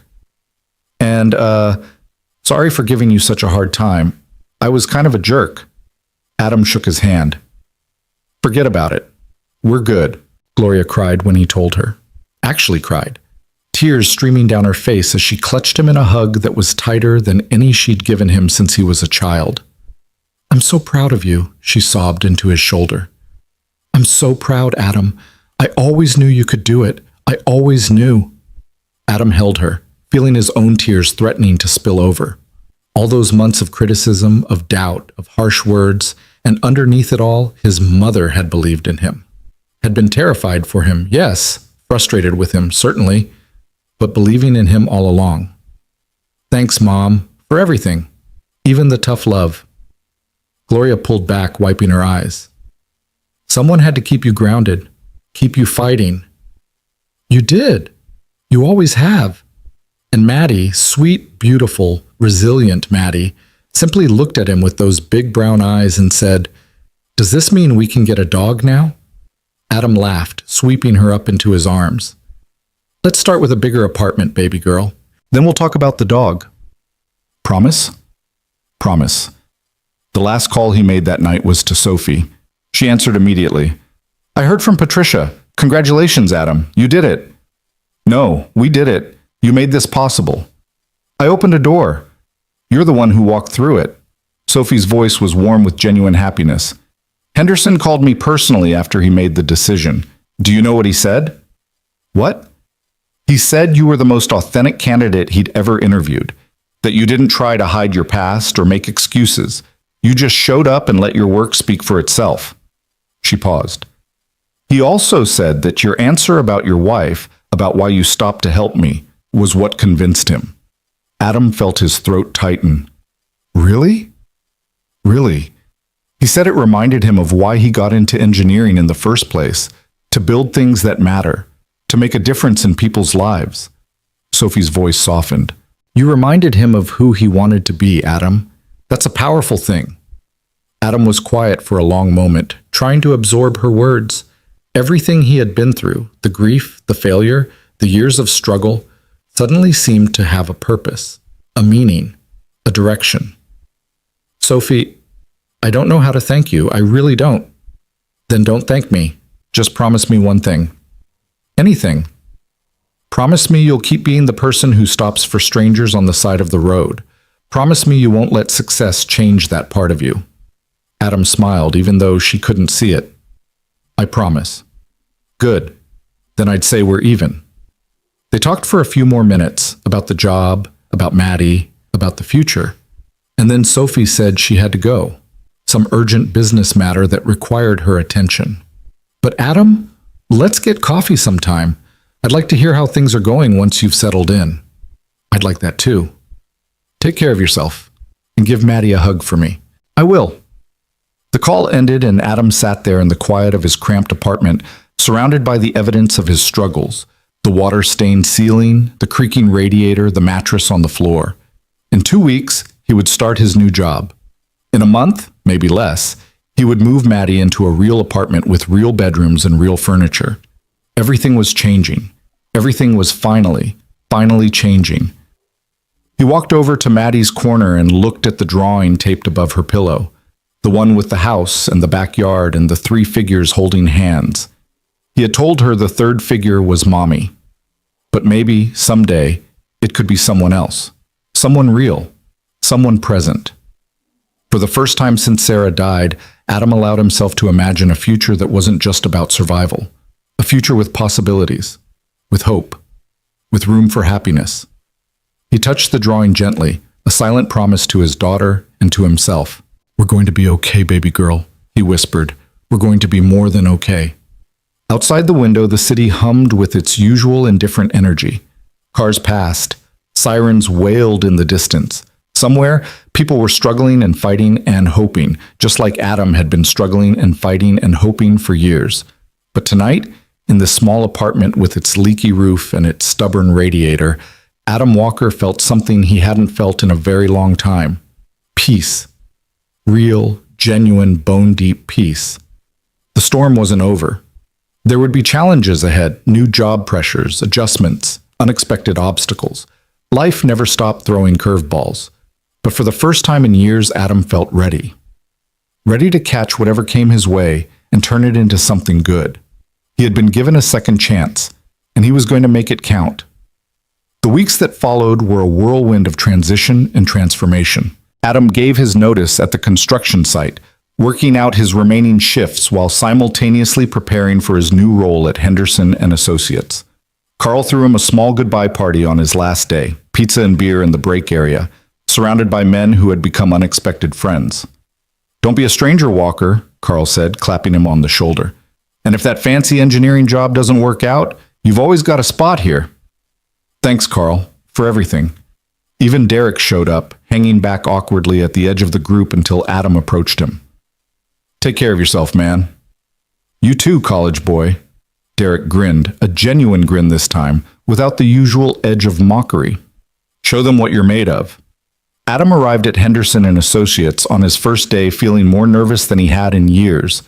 The building was just as imposing as he remembered, all glass and steel and confident architecture. But this time, when he walked through the doors, he wasn't a desperate job seeker hoping for a miracle. He was an employee, a senior structural engineer, someone who belonged. Patricia greeted him at the reception desk with a warm smile, a far cry from the frosty reception he'd received on his previous visits.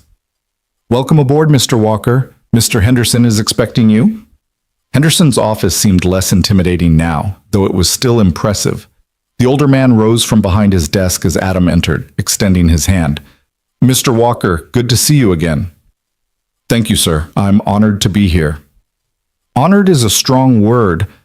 Let's see if you still feel that way after your first deadline." Henderson's tone was dry, but there was a warmth in his eyes that hadn't been there before. "I want you to know that I don't make hiring decisions lightly.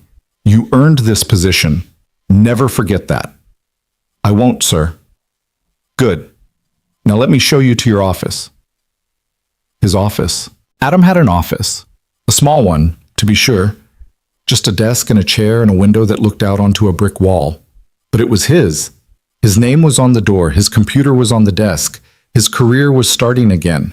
The work was challenging, demanding, exactly what Adam had been craving.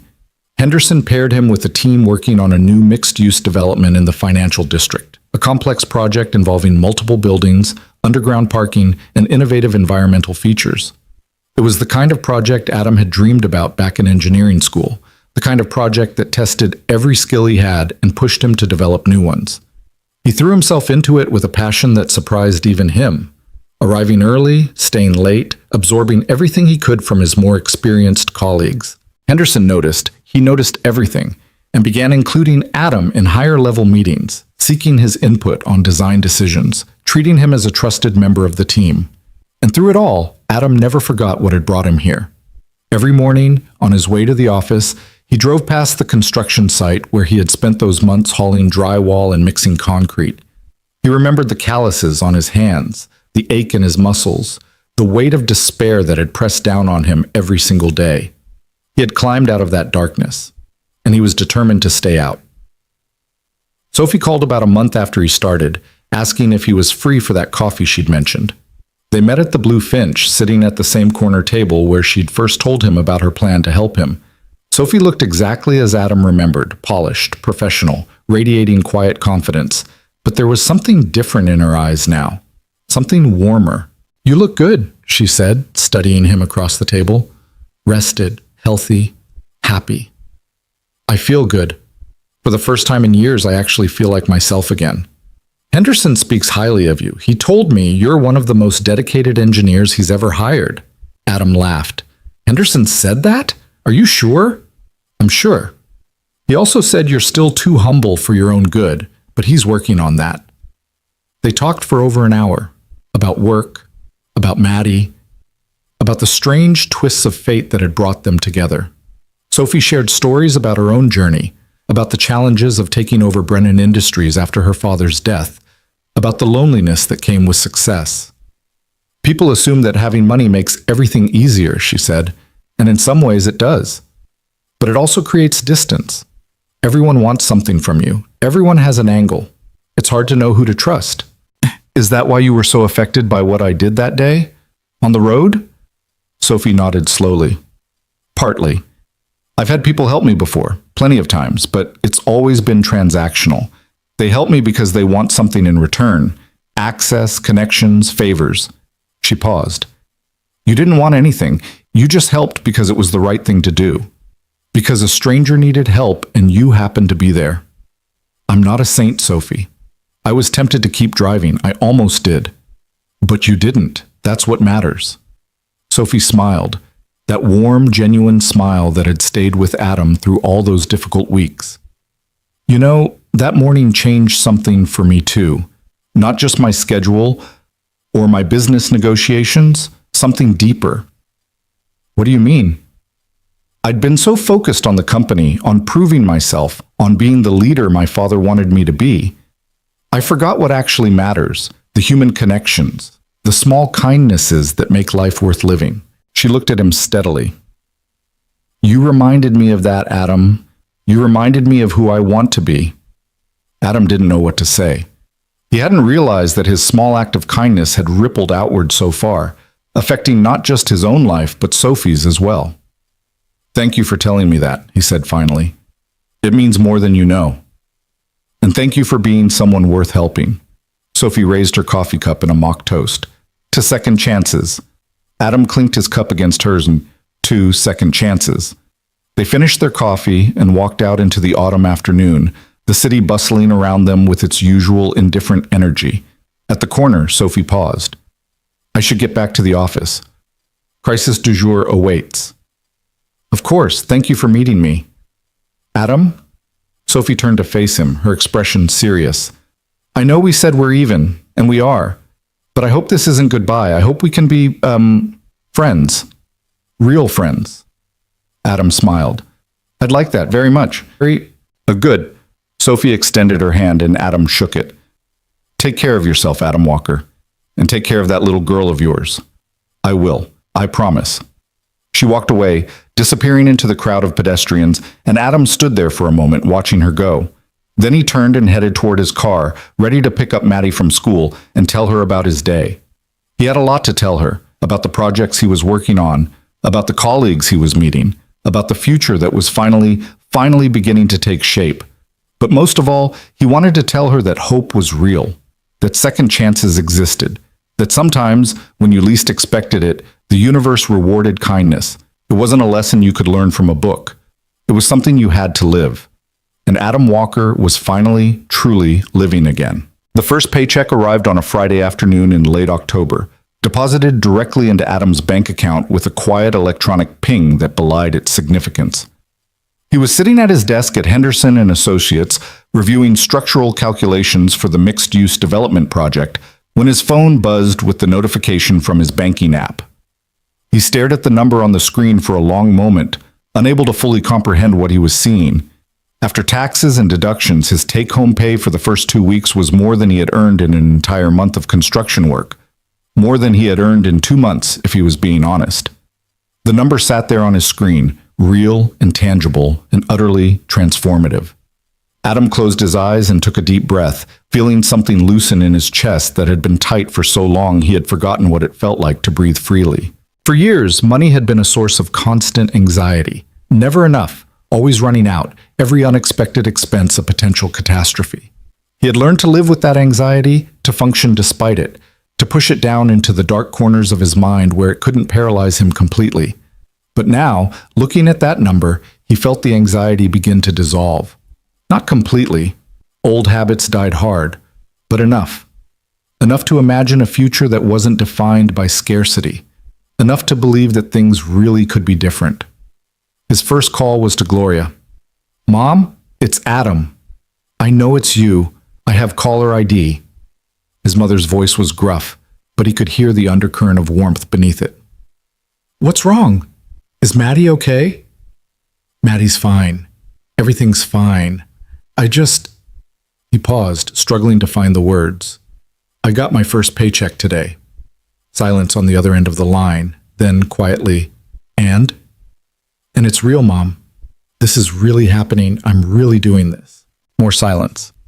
When Gloria spoke again, her voice was thick with emotion she was clearly trying to suppress. I never doubted you, Adam. Not for a moment. Adam laughed, a wet, slightly hysterical sound. Mom, you doubted me constantly. You told me I was throwing my life away. You said I was too focused on being good instead of being practical. That's not doubt. That's tough love. There's a difference. Gloria sniffed loudly. I always knew you had it in you. I was just scared. Scared that you'd given up. Scared that I was going to lose you the way we lost Sarah. The mention of his wife's name sent a familiar pang through Adam's heart, but it was softer now, less sharp. I know, Mom, I know. So what are you going to do? With the money, I mean. Please tell me you're not going to blow it all on something stupid. Adam smiled. Actually, I was thinking about looking for a new apartment. Something bigger. Maybe with 2 bedrooms, so Maddie can have her own room.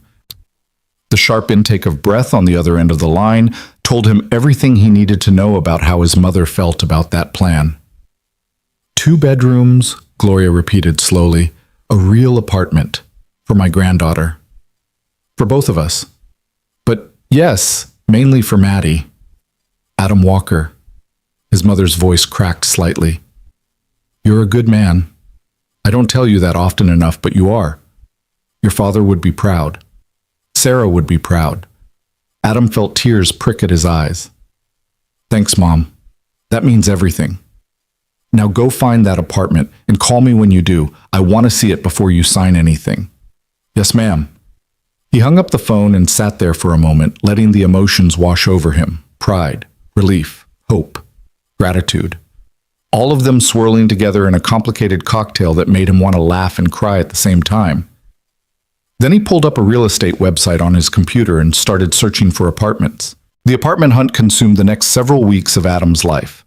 Every evening after work, he would pick up Maddie from after-school care and drive to another neighborhood, another building, another potential home. They looked at dozens of places, some too expensive, some too run down, some in neighborhoods that didn't feel safe enough for a single father with a young daughter. Maddie, for her part, approached the process with the seriousness of a seasoned real estate investor. This one has a crack in the ceiling, she announced during one viewing, pointing at a thin line running across the plaster above them. That's not good, right, Daddy? That's right, baby. Good eye. And this one smells like old socks, she declared at another apartment, wrinkling her nose dramatically. We can't live somewhere that smells like socks. Agreed, no sock-smelling apartments. By the 3rd week, Adam was starting to lose hope. Everything in their price range seemed to have some fatal flaw. Too small, too far from Maddie's school, too close to a noisy highway. He was beginning to resign himself to staying in their current apartment for a few more months, saving up enough to afford something better, when the real estate agent called with one more option. It just came on the market today, she said. 2 bedrooms, 1 bath, in a safe neighborhood about 10 minutes from your daughter's school. The previous tenants just moved out, so it's freshly painted and ready to go. I think you should see it. Adam agreed to meet her the next morning, a Saturday, with Maddie in tow. The building was a modest brick structure on a tree-lined street, neither fancy nor rundown. The kind of solidly middle-class neighborhood where families walked their dogs on weekend mornings and kids played in the small park down the block. Adam felt something stir in his chest as they pulled up. Something that felt dangerously like hope. The apartment was on the 3rd floor.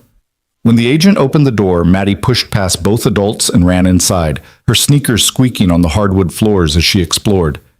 Daddy, look at this room. It's so big. Adam followed her into what would be the 2nd bedroom, a bright, airy space with 2 windows that looked out onto the tree-lined street below. Sunlight streamed through the glass, painting golden rectangles on the freshly painted walls. This could be your room, he said quietly. What do you think? Maddie spun around slowly, taking in every detail. Then she looked up at him with those big brown eyes, Sarah's eyes, and said, It's perfect, Daddy. Can we really live here? Adam knelt down so he was at her level. If you want to. If this is the one. It's the one. Maddie nodded firmly. I can feel it. He signed the lease that afternoon. Moving day arrived 3 weeks later on a crisp November morning that smelled like wood smoke and dried leaves. Adam had enlisted Carl and a few of his former construction colleagues to help with the heavy lifting. Not that there was much to lift. Their possessions were meager. The mattress that had served as Adam's bed for years, Maddie's small bed and dresser, a worn couch, a kitchen table with mismatched chairs. Everything they owned fit into a single rental truck with room to spare. But as Adam carried the last box up the stairs and set it down in the living room of their new apartment, he felt richer than he ever had in his life. "Daddy, come look!" Maddie was standing at the window of her new bedroom, pressing her palms against the glass. Adam walked over and stood beside her, following her gaze down to the street below. "See that park?" Maddie pointed to the small green space at the end of the block. "I can see it from my window. And look, there are other kids playing there. Maybe they'll be my friends." "I'm sure they will, baby. You're very good at making friends. And maybe we can get a dog now. A dog could play in that park." Adam laughed. "Let's get settled in first. Then we'll talk about the dog. Promise?" "Promise." That night, after Maddie was asleep in her very own room for the first time in her life, Adam sat on the floor of the living room surrounded by unpacked boxes and felt something he hadn't felt in years. Home. This felt like home. He pulled out his phone and scrolled to Sophie's contact information. His thumb hovered over the call button for a moment, then moved to the message icon instead. "We moved into the new apartment today. Maddie has her own room. She's already planning where her posters are going to go." The response came within minutes. "That's wonderful, Adam. I'm so happy for you both." "Send pictures?" Adam took a few photos, the living room with its boxes, Maddie's room with her bed already set up, the view from the window that his daughter loved so much, and sent them over. "It's not much," he typed. But it's ours. It's perfect. It's a foundation. Everything else can be built on that." Adam smiled at the engineering metaphor. "You sound like Henderson. I'll take that as a compliment." He paused, then typed, "How does it feel? Being on the other side of everything you went through?" It was a profound question, and Adam considered it carefully before responding. "It feels surreal," he wrote finally, "like I'm going to wake up and find out it was all a dream, but also, it feels earned, like I fought for this, like I deserve to be here. You do deserve to be here. Never forget that. I won't. Thanks to you, thanks to yourself. I just opened a door. You're the one who built the house." Adam smiled at the screen, feeling warmth spread through his chest. "Good night, Sophie. And thank you for everything." "Good night, Adam. Sleep well in your new home." He set down the phone and looked around the apartment, at the boxes waiting to be unpacked, the walls waiting to be decorated, the spaces waiting to be filled with memories. Tomorrow, he would start organizing. Tomorrow, he would begin turning this empty apartment into a real home for him and Maddie. But tonight, he just wanted to sit here and feel grateful. The weeks that followed were a blur of settling in and adjusting to their new life. Adam threw himself into making the apartment feel like home, hanging pictures, assembling furniture, painting Maddie's room the pale purple color she had specifically requested. He bought a real bed for himself with an actual frame and a headboard, and the first night he slept in it, he lay awake for hours just marveling at the simple luxury of a mattress that wasn't on the floor. Work continued to be demanding but fulfilling. The mixed-use development project was entering a critical phase, and Henderson was relying on Adam more and more for key decisions. There were late nights and early mornings, moments of frustration when calculations didn't work out, and moments of triumph when they did. Adam discovered that he had missed this, the intellectual challenge, the creative problem-solving, the satisfaction of seeing his ideas take shape in steel and concrete. Henderson pulled him aside one afternoon in early December, his expression unreadable. "Walker, my office, now." Adam's heart rate spiked as he followed the older man down the hall. Had he done something wrong? Made some error he wasn't aware of? Henderson's tone had been impossible to read, and Adam found himself mentally reviewing every decision he had made over the past week, searching for potential mistakes. Henderson closed the door behind them and gestured to the chair across from his desk. Adam sat, trying to keep his expression neutral despite the anxiety churning in his stomach. "Relax, Walker. You're not in trouble." Adam let out a breath he hadn't realized he was holding. "Sorry, sir. Old habits. Understandable?" Henderson settled into his own chair and studied Adam with those sharp, assessing eyes. "I've been watching you these past few months, observing how you work, how you interact with the team, how you handle pressure. And I'm impressed." Henderson's expression softened slightly. a rare occurrence that Adam had learned to recognize as high praise. "You've exceeded my expectations, Walker. Your work on the development project has been excellent. Your colleagues respect you, and you've maintained a level of humility and work ethic that I frankly didn't expect from someone with your circumstances." Adam wasn't sure how to respond to that. "Thank you, sir. I'm just trying to do my best." "I know. That's what impresses me." Henderson paused, seeming to weigh his next words carefully. "I want to talk to you about your future at this firm." Adam's heart rate spiked again, but this time for a different reason. "My future?" "The development project is going to wrap up in about 6 months. After that, I have several options for your next assignment. One of them is a major infrastructure project, a new bridge across the river, part of the city's expansion plan. It would be a significant step up in terms of responsibility and visibility." A bridge.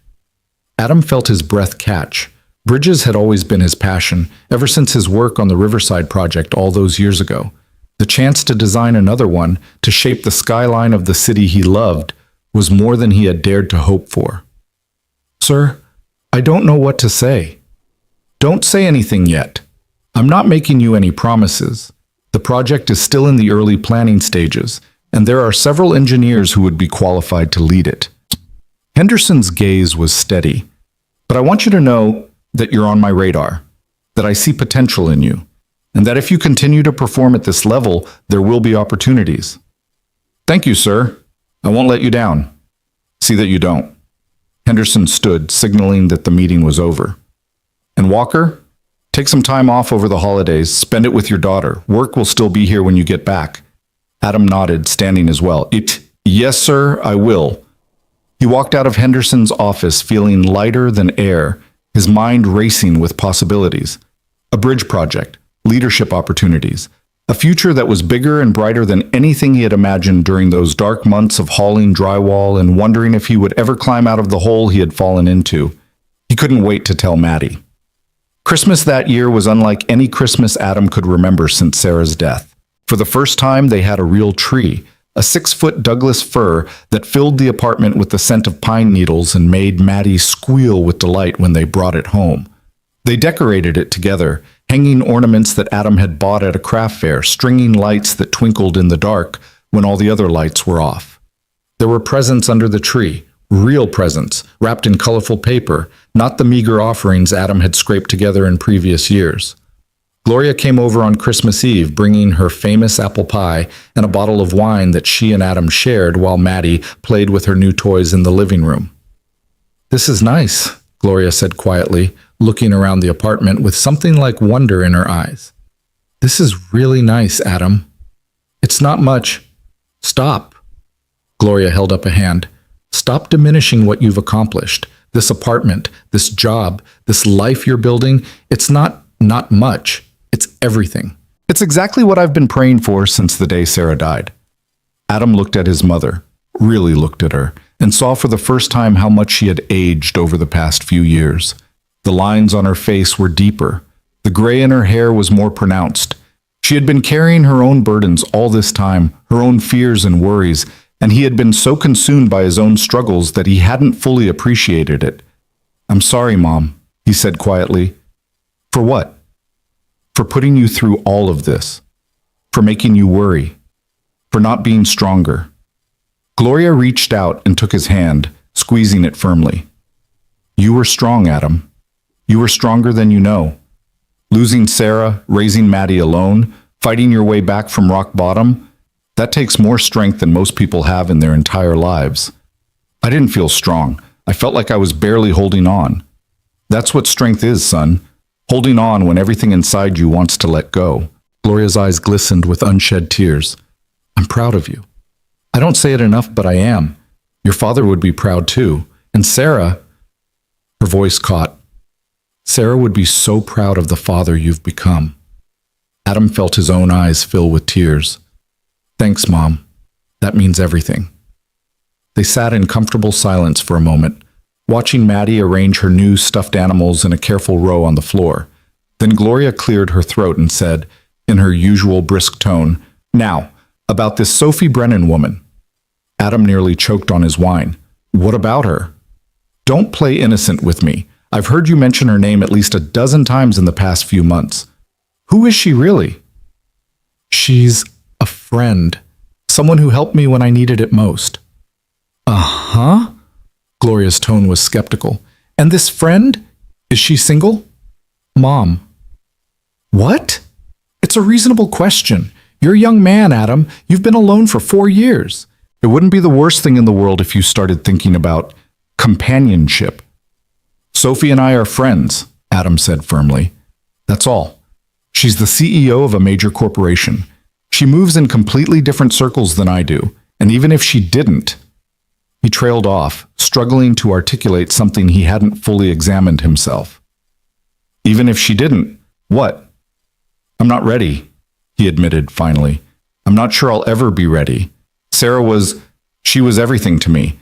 I can't imagine replacing her. Gloria was quiet for a moment. No one's asking you to replace her, Adam. Sarah was irreplaceable. But that doesn't mean you have to spend the rest of your life alone, she paused. I think Sarah would want you to be happy, really happy, with someone who loves you and Maddie. Adam didn't respond. The truth was, he had thought about it, late at night, in the quiet moments when Maddie was asleep and he was alone with his thoughts. He had wondered what it would be like to share his life with someone again, to have a partner, to give Maddie a mother figure. But every time he started down that path, he felt Sarah's presence, not as a ghost, but as a memory so vivid and powerful that it made any alternative seem like a betrayal. Maybe someday, he said finally, but not yet. Gloria nodded, seeming to accept this. Just promise me you'll stay open to the possibility. Life has a way of surprising us when we least expect it. I promise, Mom. New Year's Eve brought another surprise, an invitation from Sophie to attend her company's annual gala. The message arrived via text on the morning of December 30th. Henderson and Associates is one of our key partners, and we're hosting our New Year's celebration at the Grand Ballroom downtown. I'd love it if you could come. No pressure, but I think you'd enjoy it. Adam stared at the message for a long moment, his mind racing. A gala, a formal event with wealthy executives and powerful business people, the kind of gathering he had never been invited to in his entire life. He would be completely out of his element, a former construction worker playing dress-up among the elite. But Sophie had invited him personally, and after everything she had done for him, how could he say no? He typed back, I don't have anything to wear to something like that. Her response was immediate. I thought you might say that. There's a package being delivered to your apartment this afternoon. Consider it an early New Year's gift. Adam started to protest, but Sophie cut him off with another message. Don't argue. Just accept it. I'll see you tomorrow night at 8. The package arrived at 3 o'clock. A sleek black garment bag containing a tailored tuxedo that fit Adam as if it had been made specifically for him, which, he realized as he examined the label, it probably had been. The suit was accompanied by a crisp white shirt, a black bow tie, and a pair of patent leather shoes that gleamed under the apartment lights. He tried it all on, standing in front of the bathroom mirror, and barely recognized the man staring back at him. This wasn't the desperate single father who had hauled drywall for $12 an hour. This wasn't the broken widower who had spent years barely surviving. This was someone else entirely, someone who looked like he belonged at galas and formal events, someone who moved through the world with confidence and grace. Daddy? Maddie appeared in the doorway, her eyes wide. You look like a prince. Adam laughed, adjusting his bow tie. I don't know about that, baby, but thank you. Where are you going? To a party, a very fancy party. Can I come? Not this time, sweetheart. But Grandma's going to stay with you, and she said she'd let you stay up until midnight to watch the ball drop on TV. Maddie considered this trade-off carefully. Will there be snacks? Grandma's bringing popcorn and hot chocolate. Okay. Maddie nodded, satisfied.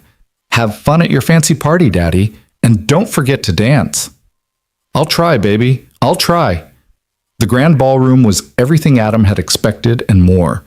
A glittering palace of crystal chandeliers and marble floors filled with men in tuxedos and women in designer gowns, the air thick with expensive perfume and champagne bubbles. Adam stood at the entrance for a moment, feeling overwhelmed by the sheer opulence of it all. Then Sophie appeared at his side, and everything else faded into the background.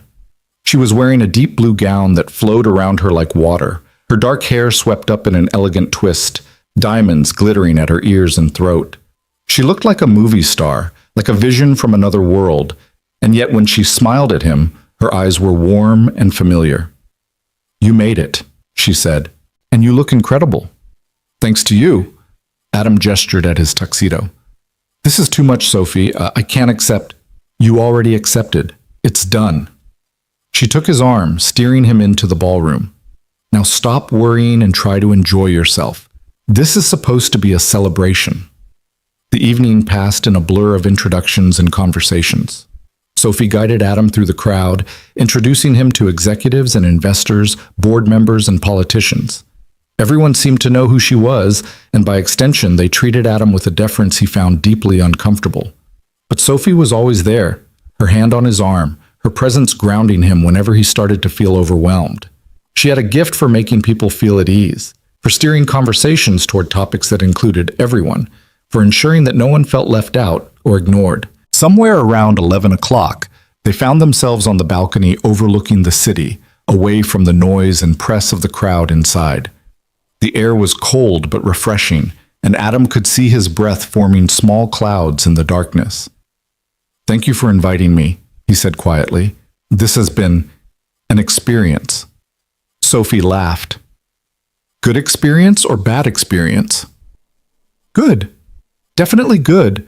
Just overwhelming. I'm not used to this world."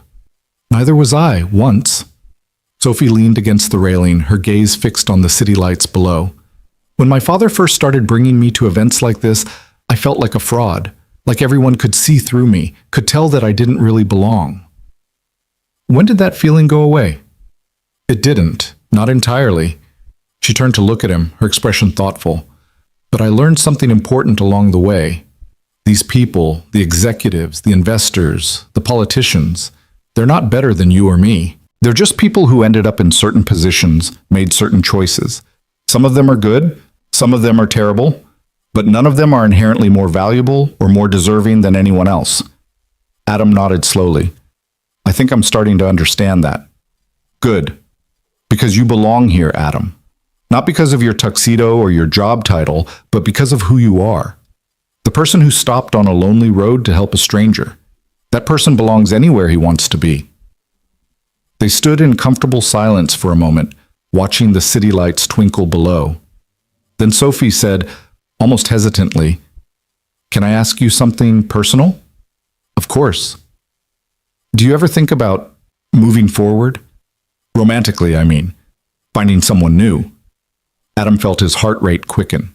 It was the same question his mother had asked, and he found himself giving the same honest answer. "I think about it sometimes, but I'm not sure I'm ready. Sarah was..." He paused, searching for the right words. "She was my person, you know? The one I thought I'd spend my whole life with. Losing her broke something in me that I'm not sure can be fixed." Sophie nodded slowly. "I understand that. More than you might think." "You've lost someone too?" "My father. 2 years ago." Her voice was quiet, tinged with old grief. "It's not the same as losing a spouse, I know, but it changed me. Made me question everything I thought I knew about myself and my life." "I'm sorry, Sophie, I didn't realize." "How could you? We've barely scratched the surface of each other's stories." She turned to face him fully, her eyes bright in the darkness. "But that's what I like about our friendship, Adam. It feels real, uncomplicated.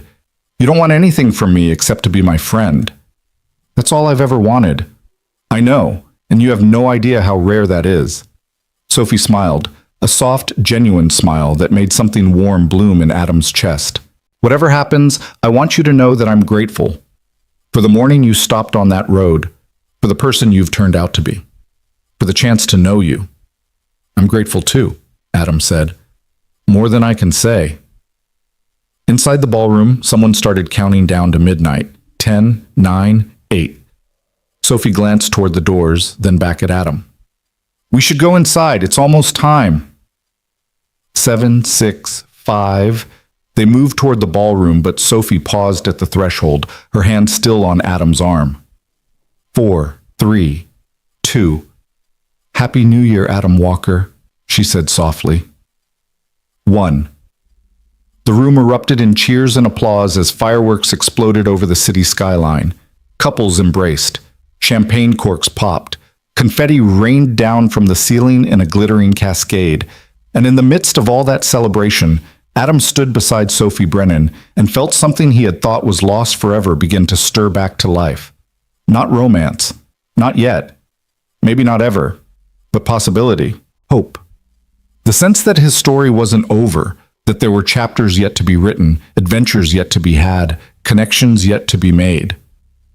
Happy New Year, Sophie, he said, his voice thick with emotion. Thank you for everything. She squeezed his arm and smiled. This is just the beginning, Adam. The best is yet to come. The drive home that night was quiet and contemplative. Adam's mind was full of images from the gala. The glittering ballroom, the elegant guests, the fireworks over the city. But most of all, he kept thinking about Sophie's words on the balcony. You belong here. Not because of your tuxedo or your job title, but because of who you are. Did he believe that? Could he believe that? He pulled into the parking lot of his apartment building and sat there for a moment, looking up at the windows of his unit. The lights were still on. Gloria and Maddie must still be awake, probably watching the New Year's coverage on television.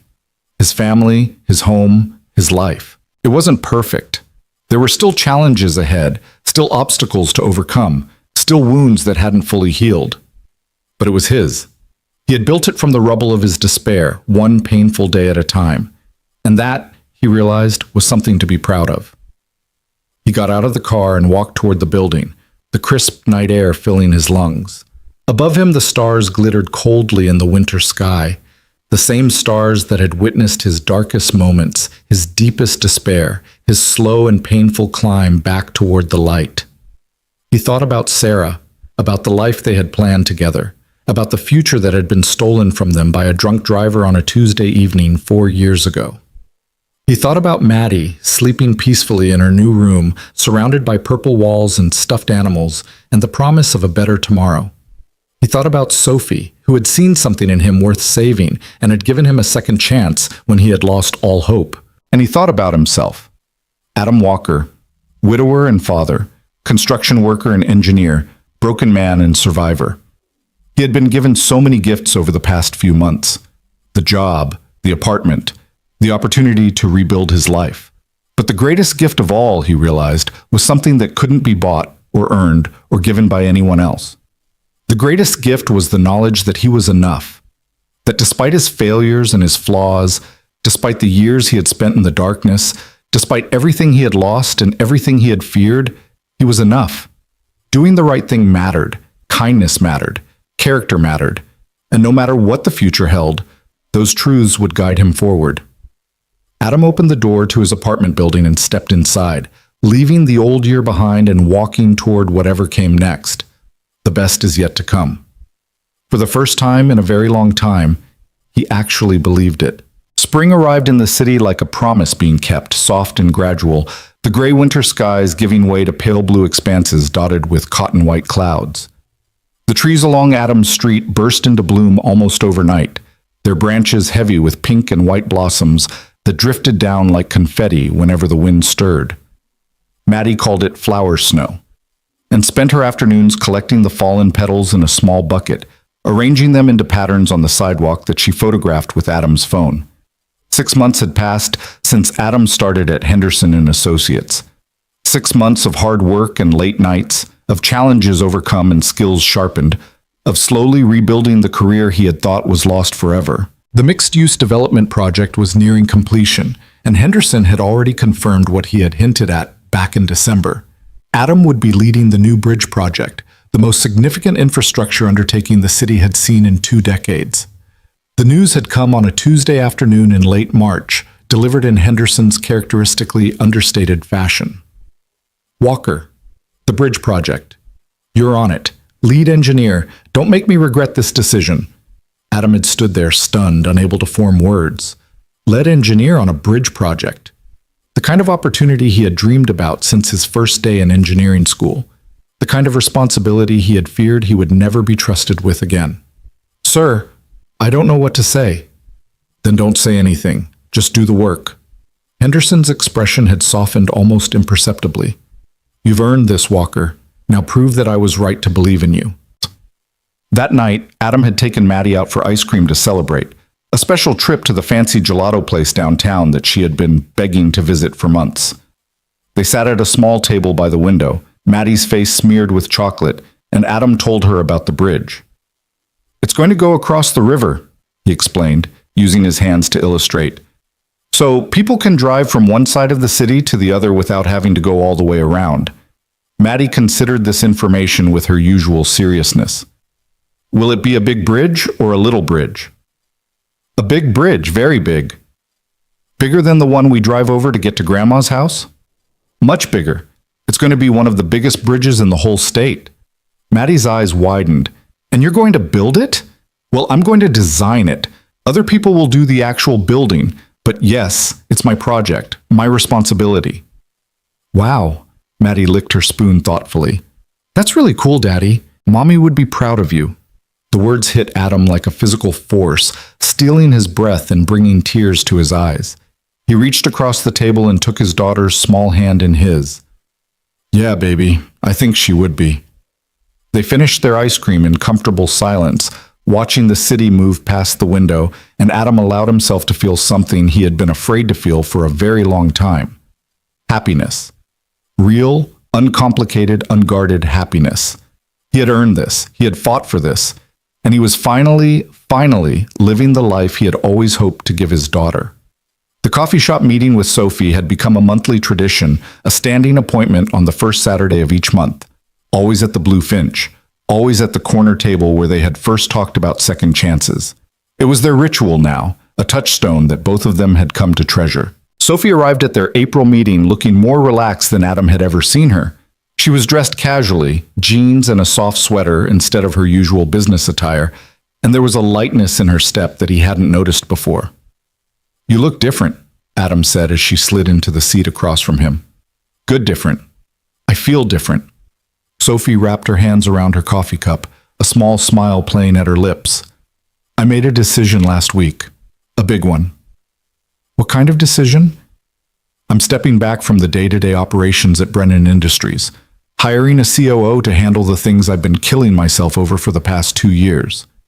She paused, gauging his reaction. "I'm going to focus on the parts of the job I actually love. The strategic vision, the community partnerships, the projects that make a real difference. And I'm going to start having an actual life outside of work." Adam raised his eyebrows. "Sophie Brennan, taking time for herself? I never thought I'd see the day." "Neither did I, honestly." She laughed, a genuine, unguarded sound that made Adam smile in response. "But something changed. Something shifted in my perspective over the past few months." "What happened?" Sophie was quiet for a moment, her gaze fixed on something in the middle distance. "Do you remember what I told you at the New Year's gala about feeling like a fraud when I first started in this world?" "I remember." "Well, for a long time I tried to overcome that feeling by working harder, by being perfect, by never taking a break, never showing weakness, never letting anyone see that I was struggling." She shook her head slowly. "I thought that if I just pushed hard enough, long enough, the feeling would eventually go away, that I would finally feel like I deserved to be where I was." "Did it work?" "No, it just made me exhausted and lonely." Sophie met his eyes. "But then I met you." This guy on the side of the road who gave up his most important interview to help a stranger, and watching you these past few months, watching you rebuild your life, reconnect with your daughter, find your footing again. It made me realize something. "What?" "That worthiness isn't about what you accomplish. It's about who you are, the choices you make, the kind of person you show up as, day after day." Sophie's voice was soft but steady. "You showed me that, Adam, without even trying, just by being yourself." Adam didn't know what to say. He had spent so much time thinking about how Sophie had helped him, how she had opened doors, created opportunities, given him a second chance at everything he had lost. He had never considered that the influence might run both ways, that his struggles and triumphs might have meant something to her as well. "I don't know if I deserve that much credit," he said finally. "You deserve more." Sophie reached across the table and squeezed his hand briefly. "You changed my life, Adam Walker, just like I changed yours. That's what kindness does. It ripples outward, touching lives in ways we can't predict or control." They sat in comfortable silence for a moment, the sounds of the coffee shop washing over them, the hiss of the espresso machine, the murmur of conversations, the soft clink of cups and saucers. Then Sophie said, almost casually, "I heard about the bridge project. Congratulations." "Thanks. I still can't quite believe it's real." "Believe it. Henderson doesn't hand out opportunities like that unless he's absolutely certain the person can handle them." She smiled. "He told me you're the best hire he's made in 15 years. "He said that?" "In his own gruff, understated way, yes." Sophie laughed. "The man is allergic to direct compliments, but the meaning was clear." Adam shook his head, still struggling to absorb the magnitude of everything that had happened. A year ago, he had been hauling drywall on construction sites, wondering if he would ever work as an engineer again. Now he was leading one of the most significant infrastructure projects in the region, earning the respect of one of the industry's most demanding leaders. It didn't seem possible, and yet here he was. "How's Maddie adjusting to everything?" Sophie asked. "The new apartment, the new routine?" "She's thriving. She's made friends at school. She loves her room. She's constantly asking when we're getting a dog." Adam smiled, the warmth spreading through his chest the way it always did when he talked about his daughter. "She's the happiest I've seen her since before Sarah died." "And you? Are you happy?" The question caught Adam off guard. He took a moment to actually consider it, not the reflexive, polite answer, but the real one. "Yeah," he said finally. "I think I am. For the first time in years, I actually feel like myself again, like the person I was always supposed to be." "Good." Sophie's smile was genuine and warm. "That's all I ever wanted for you, Adam, for you and Maddie both." They finished their coffee and walked out into the spring afternoon, the warm air carrying the scent of blossoms and new growth. At the corner, Sophie paused. "I have to head back. Board meeting this afternoon, one of the last ones I'll have to chair before the new COO takes over." She turned to face him. "But Adam, thank you for being my friend, for reminding me what really matters." "Thank you for everything, Sophie. I wouldn't be here without you." "Yes, you would. Maybe not in exactly this way, at exactly this time, but you would have found your way back eventually. I'm certain of it." She reached out and touched his arm. "You have a strength in you, Adam, a resilience. It was always there. I just helped you remember it." She walked away, disappearing into the crowd of weekend pedestrians, and Adam stood there for a moment, watching her go. Then he turned and headed toward his car, ready to pick up Maddie from Gloria's house and spend the rest of the afternoon at the park she loved. His life wasn't perfect. It would never be perfect. There would always be challenges, setbacks, moments of doubt and fear. But he had learned something precious over the past year, something he would carry with him for the rest of his days. He was strong enough to handle whatever came next, and he didn't have to handle it alone. The bridge project consumed the following months. Adam threw himself into the work with a passion that surprised even him, spending long hours at the office, poring over blueprints and calculations, meeting with contractors and city officials, ensuring that every detail was exactly right. This was his vision, his responsibility, his chance to leave a lasting mark on the city he loved. Henderson checked in regularly, offering guidance and feedback with his characteristic blend of gruffness and insight. The older man had become something of a mentor to Adam, not effusive with praise, but generous with his time and expertise, always pushing Adam to think bigger, work harder, demand more of himself. "This bridge is going to outlast both of us," Henderson said one afternoon, reviewing Adam's latest designs. "Your grandchildren are going to drive across it someday. Your great-grandchildren. Make sure it's worthy of that legacy."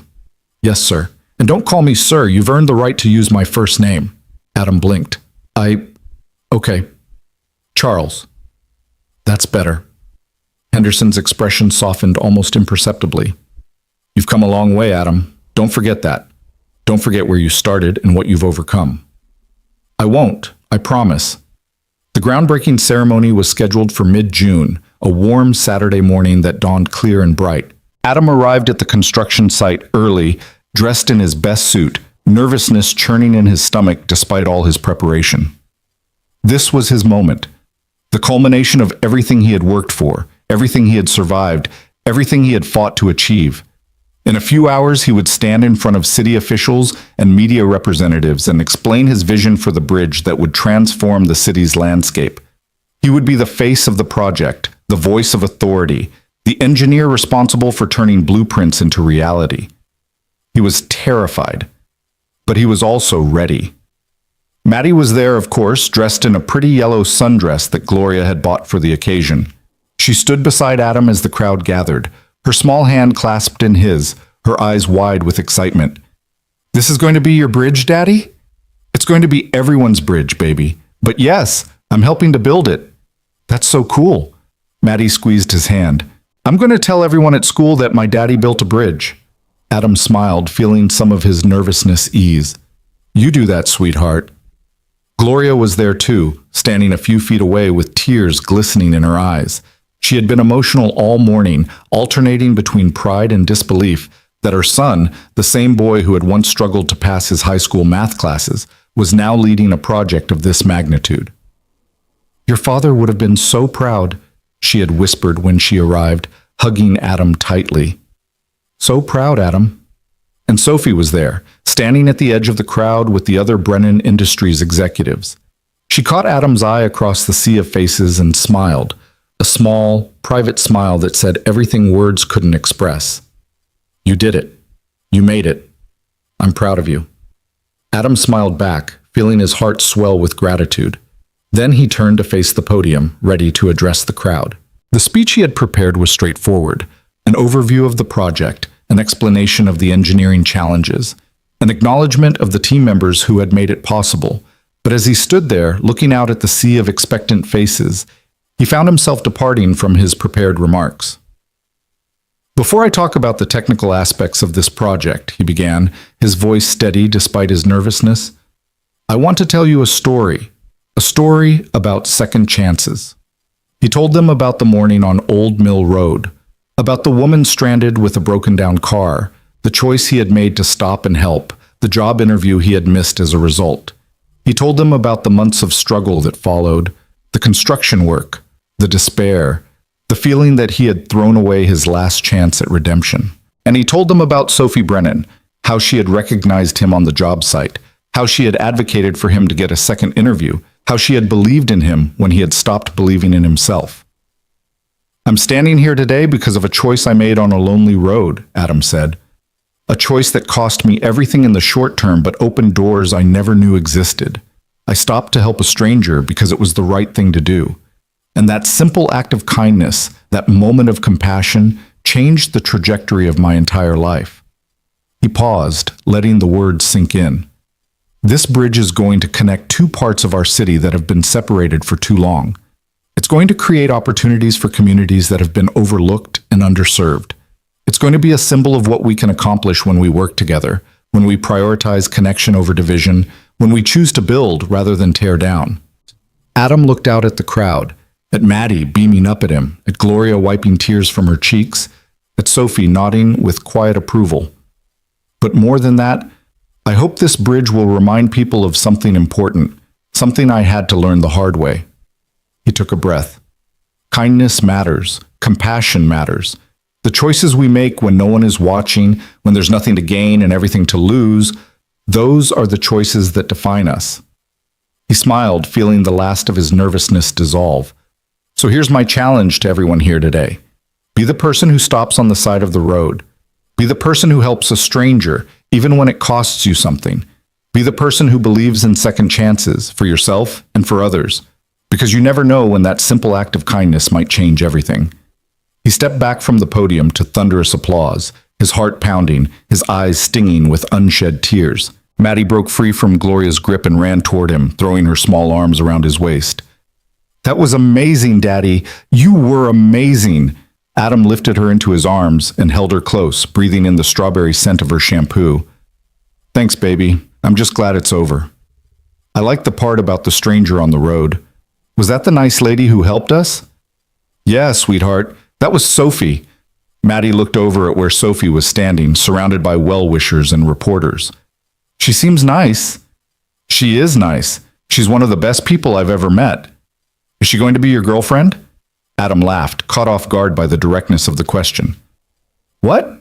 No, we're just friends, baby.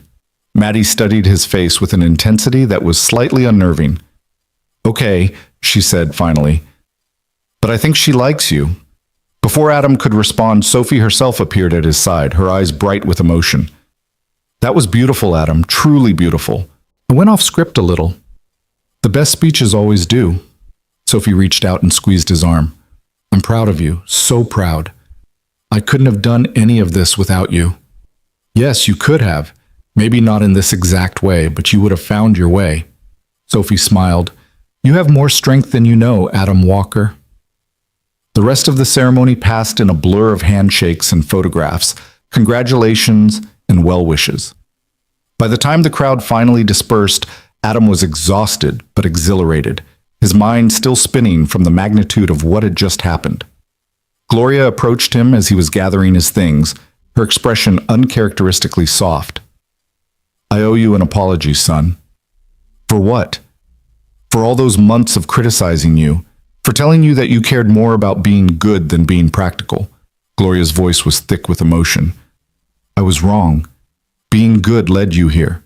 Being good gave you this life. And I'm sorry I ever made you doubt that. Adam pulled his mother into a hug, holding her tightly. You were just trying to protect me, Mom. I know that. I was scared. Scared of losing you the way we lost Sarah. Scared that you were going to destroy yourself trying to be noble. Gloria pulled back, wiping her eyes. But you proved me wrong. You proved that kindness and practicality aren't opposites. That you can do the right thing and still succeed. It took me a while to figure that out myself. But you did figure it out. That's what matters. Gloria reached up and touched his cheek. I'm proud of you, Adam. More proud than I've ever been of anything in my life. Thanks, Mom. That means everything. Summer stretched into fall, and the bridge project progressed exactly as planned. Adam spent his days coordinating teams, solving problems, and watching his vision slowly take shape in steel and concrete. It was the most fulfilling work he had ever done. Challenging and exhausting, yes, but also deeply satisfying in a way that nothing else had ever been. Maddie started second grade at a new school. A better school, in a better neighborhood with smaller class sizes and more resources. She flourished there, making friends easily, excelling in her classes, coming home every afternoon with stories about what she had learned and done. The worried, uncertain child Adam had raised in their cramped old apartment had transformed into a confident, happy little girl who seemed to find joy in everything. And Adam himself continued to heal. The grief for Sarah never disappeared entirely. He didn't expect it to, but it softened, becoming something he could carry without being crushed by its weight. He could think about her now, without feeling like he was drowning. He could talk about her with Maddie, sharing memories and stories, keeping her mother's spirit alive in their daily lives. He even started dating again, tentatively, cautiously, dipping his toes into the water without diving in head first. Nothing serious yet. Nothing that felt like it might become serious. But the simple fact that he was willing to try felt like a victory in itself. Sophie noticed the change in him during one of their monthly coffee meetings. You seem lighter, she observed. More open. I feel lighter, Adam admitted, like I finally put down a burden I've been carrying for years. Good. You deserve to be happy, Adam, really happy, not just surviving. I'm getting there, slowly but surely. Sophie smiled, that warm, genuine smile that Adam had come to treasure. I'm glad, and I'm glad we've stayed friends through all of this. Me too. Adam hesitated, then added, You know, my mother keeps asking about you. Does she? She thinks you have a crush on me. Sophie laughed. Your mother sounds like a perceptive woman. Adam felt his heart skip. Sophie, relax, Adam. Relax. I'm teasing. But there was something in her eyes, a warmth, a softness, that suggested she might not be entirely joking. I value our friendship too much to complicate it with romance. At least not right now. Not right now? Sophie shrugged, a small smile playing at her lips. Life has a way of surprising us, doesn't it? I've learned not to rule anything out. They finished their coffee and parted ways, but Adam found himself thinking about her words for the rest of the day. Life has a way of surprising us. He had certainly learned that lesson over the past year. Every assumption he had made about his future had been upended, every expectation defied. Maybe Sophie was right. Maybe the best approach was to stay open to possibilities, to let life unfold without trying to control every detail. Maybe the next surprise was just around the corner. The bridge was completed in 18 months, 3 months ahead of schedule and significantly under budget. The opening ceremony was even larger than the groundbreaking had been, with the mayor and city council in attendance, news cameras from every local station, and a crowd of thousands gathered to witness the historic moment. Adam stood at the center of it all, Maddie on one side and Gloria on the other, watching as the first cars drove across the span he had designed. It was surreal, seeing his vision transformed into reality, knowing that this structure would stand for decades, maybe centuries, connecting communities and facilitating movement long after he was gone. "You did it, Daddy," Maddie whispered, squeezing his hand.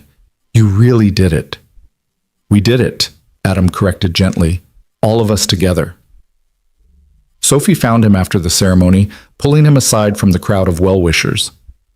"Congratulations, Adam. This is a remarkable achievement. Thank you for everything. I wouldn't be here without you." "Stop saying that." Sophie's tone was gentle but firm. "You earned this. Every bit of it. I just gave you a nudge in the right direction."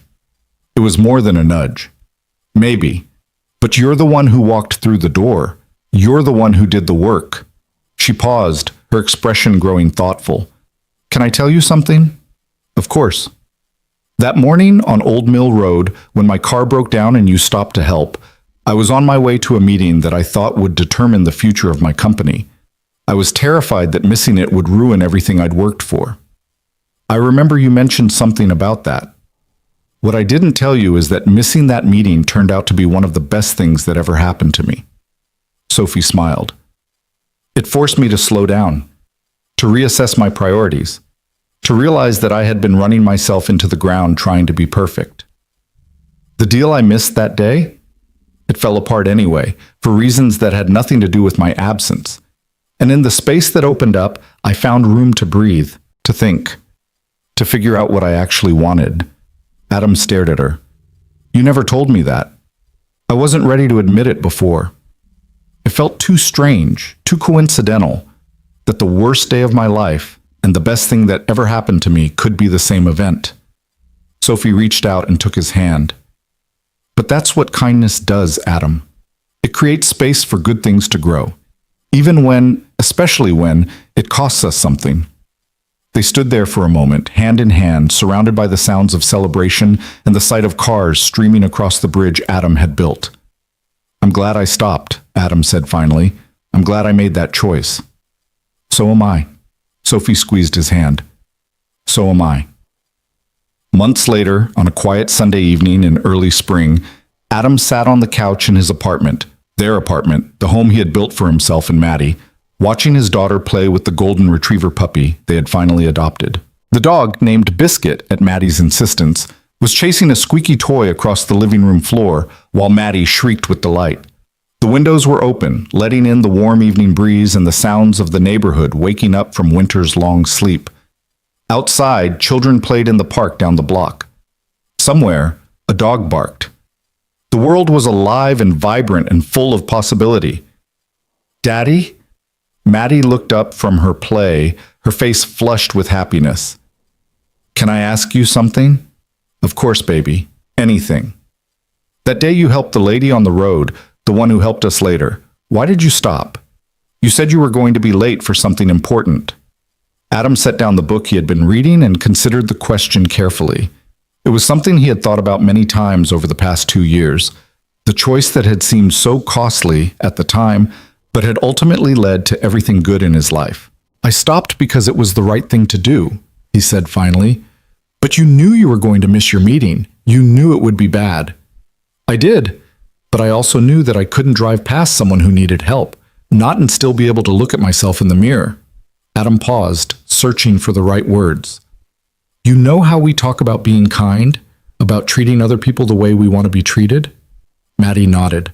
Well, sometimes being kind is easy. It doesn't cost us anything. We hold the door for someone, or we share our toys, or we say something nice to a friend. Those are important, but they're not hard. Adam leaned forward, meeting his daughter's eyes. But sometimes being kind is difficult. Sometimes it means giving up something we want. Sometimes it means making a sacrifice. And those moments, the hard ones, are the moments that really matter. They're the moments that show us who we really are. Maddie was quiet for a moment, processing this. Then she asked, "Were you scared that day?" "Yes. I was scared of what would happen if I was late. Scared of losing the job I needed so badly.